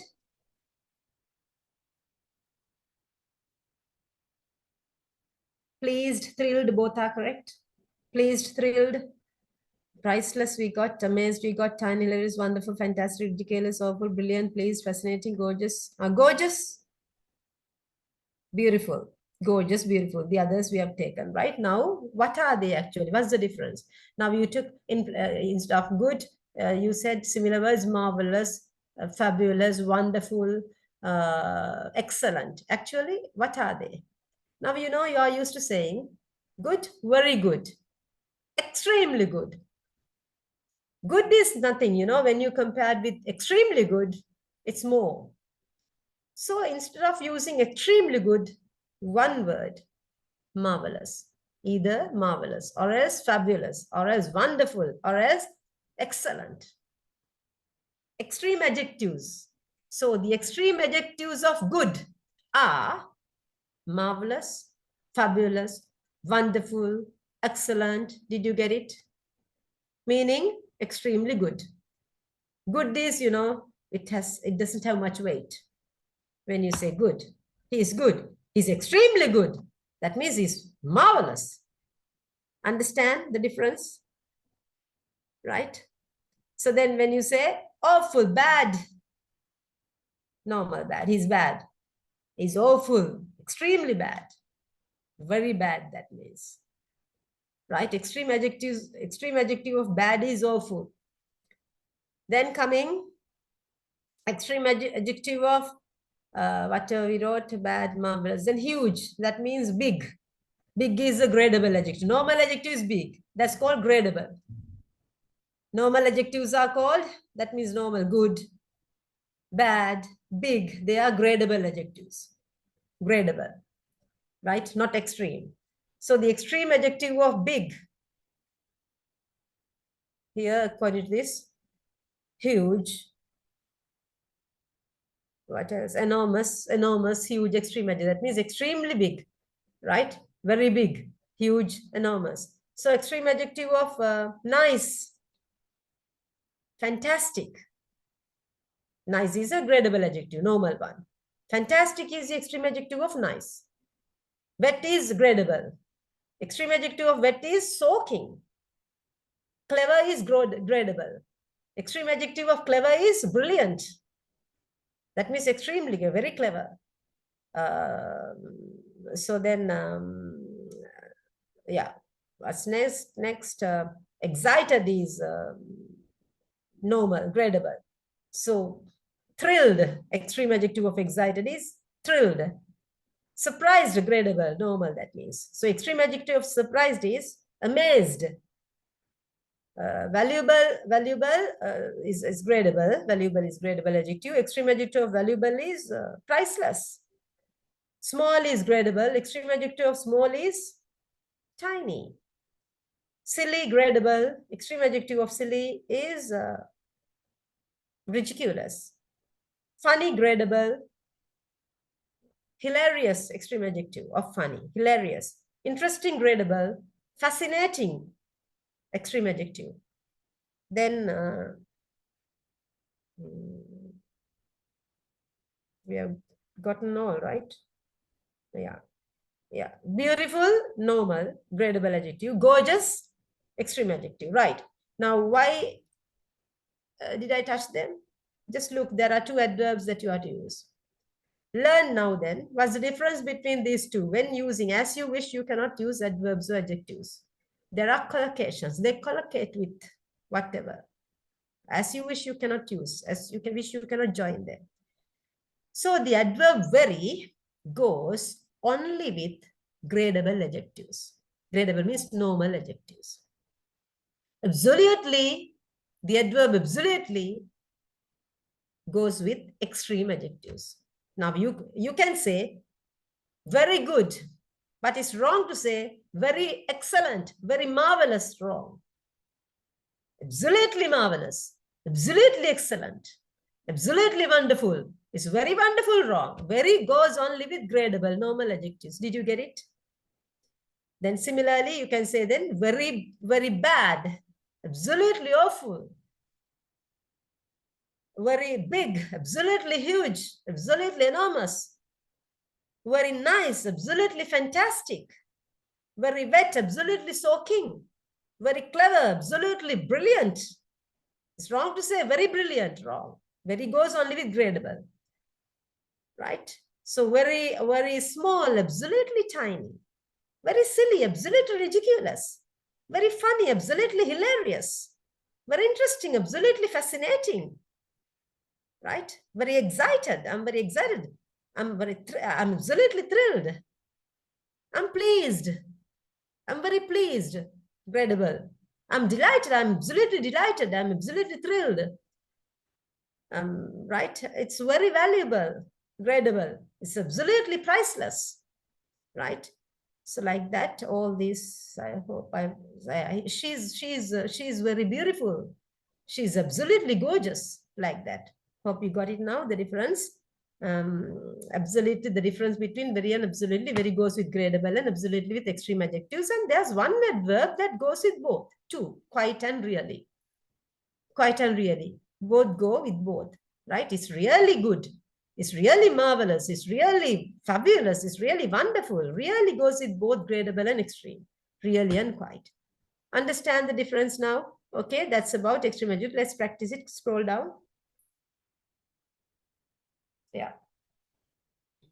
Complete the conversations with suitable adverbs and adjectives. Practice them with, yeah, okay, no need the instructions. Did you get very wet in that shower? Very wet in that shower means heavy downpour, heavy rain. Shower? It was a downpour. We were complete, absolutely soaking. Now, right? Did you get very wet? It has nothing. Did you get very wet? Has nothing. It's absolutely soaking. Right, next one. I bet you were quite excited when your team won. Excited? We were absolutely thrilled like that. Can you understand? Absolutely thrilled. 3. I thought she looked rather silly in that flowery hat, didn't you? Silly? She looked absolutely ridiculous, you can say, or really ridiculous, anything, either absolutely or really. Come on, nobody will notice that tiny spot on your nose. They will, I just know they will. It's absolutely enormous like that, you can just make it. I thought the last episode of Friends was absolutely hilarious. It's given the extreme adjective is already there. So I wouldn't say that it was, but it was funny, quite funny, but not hilarious like that, quite, or really funny like that you can add. Last one. Len left early. He wasn't feeling well. I'm not surprised. When I saw him this morning, I can't read. Morning, he looked, you can say, absolutely awful or anything like that. I hope it's quite tiring for you. What to do? Shall we wind up from this? Can you manage? There are so many things to discuss. I'll help you out. If you need any more, you let me know. You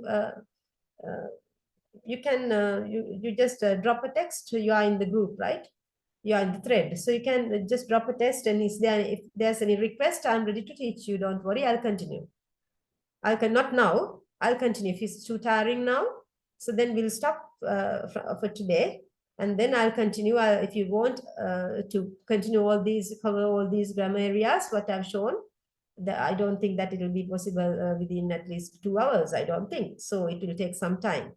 So then I'll wind up from here, and then if you want any continuation, you please let me know. You can talk to the brothers, royal brothers who organized this, right? And let me know. Okay, Putte? I hope at least you learned something. You got something.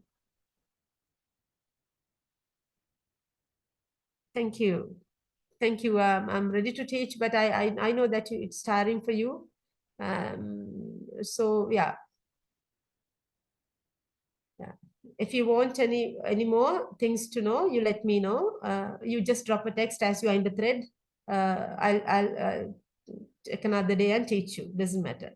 Those who are keen in learning, I'm always there for you. Right? Don't worry.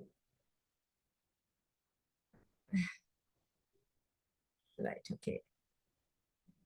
Vindu, yeah. So we'll wind up for today, right, Patio?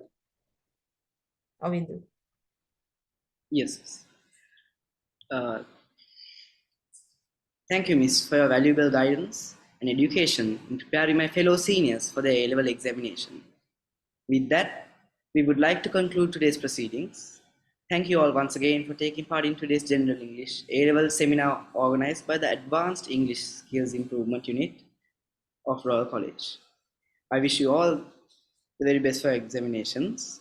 And now I would like to invite the project chairman, Hirun to deliver the vote of thanks.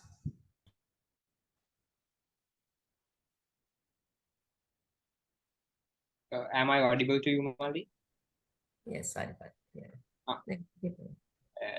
Thank you, everybody. Good evening to you all. Senior Coordinator of English Language of A-Level Section, Mrs. Tharanga Wijesundara, Teacher in Charge, teachers, top board members, fellow royalists, and other invitees. On behalf of the Advanced English Skills Improvement Unit of Royal College, I'd like to express our sincere gratitude to everyone who assisted us in organizing this seminar successfully. First and foremost, I'd like to extend our deepest gratitude to Mrs. Tharanga Wijesundara for accepting our invitation and contributing her effort and valuable time. Miss, we are indebted to you as royalists for boundless service which you are rendering our college, in particular to propagating English language amongst us royalists. Also, I'd like to express our appreciation to the teacher in charge of AESIU, Mrs. Vasana Vijayasinghe, for supporting us in obtaining official approval for the project and guiding us. Furthermore, I want to extend our thanks to the Radio Club of Royal College and the project committee for assisting us to bring this seminar to the expected standard. Finally, I must mention our deep sense of appreciation to everyone who attended this seminar and every individual who supported us in various aspects to enliven this event. I hope that the knowledge gained during this seminar will surely benefit you in your examination. On behalf of the AESIU, I wish you the very best and good luck. Thank you and good night. Wish you all good luck, all the best. If you need any more, yeah, let me know. Right. Good night.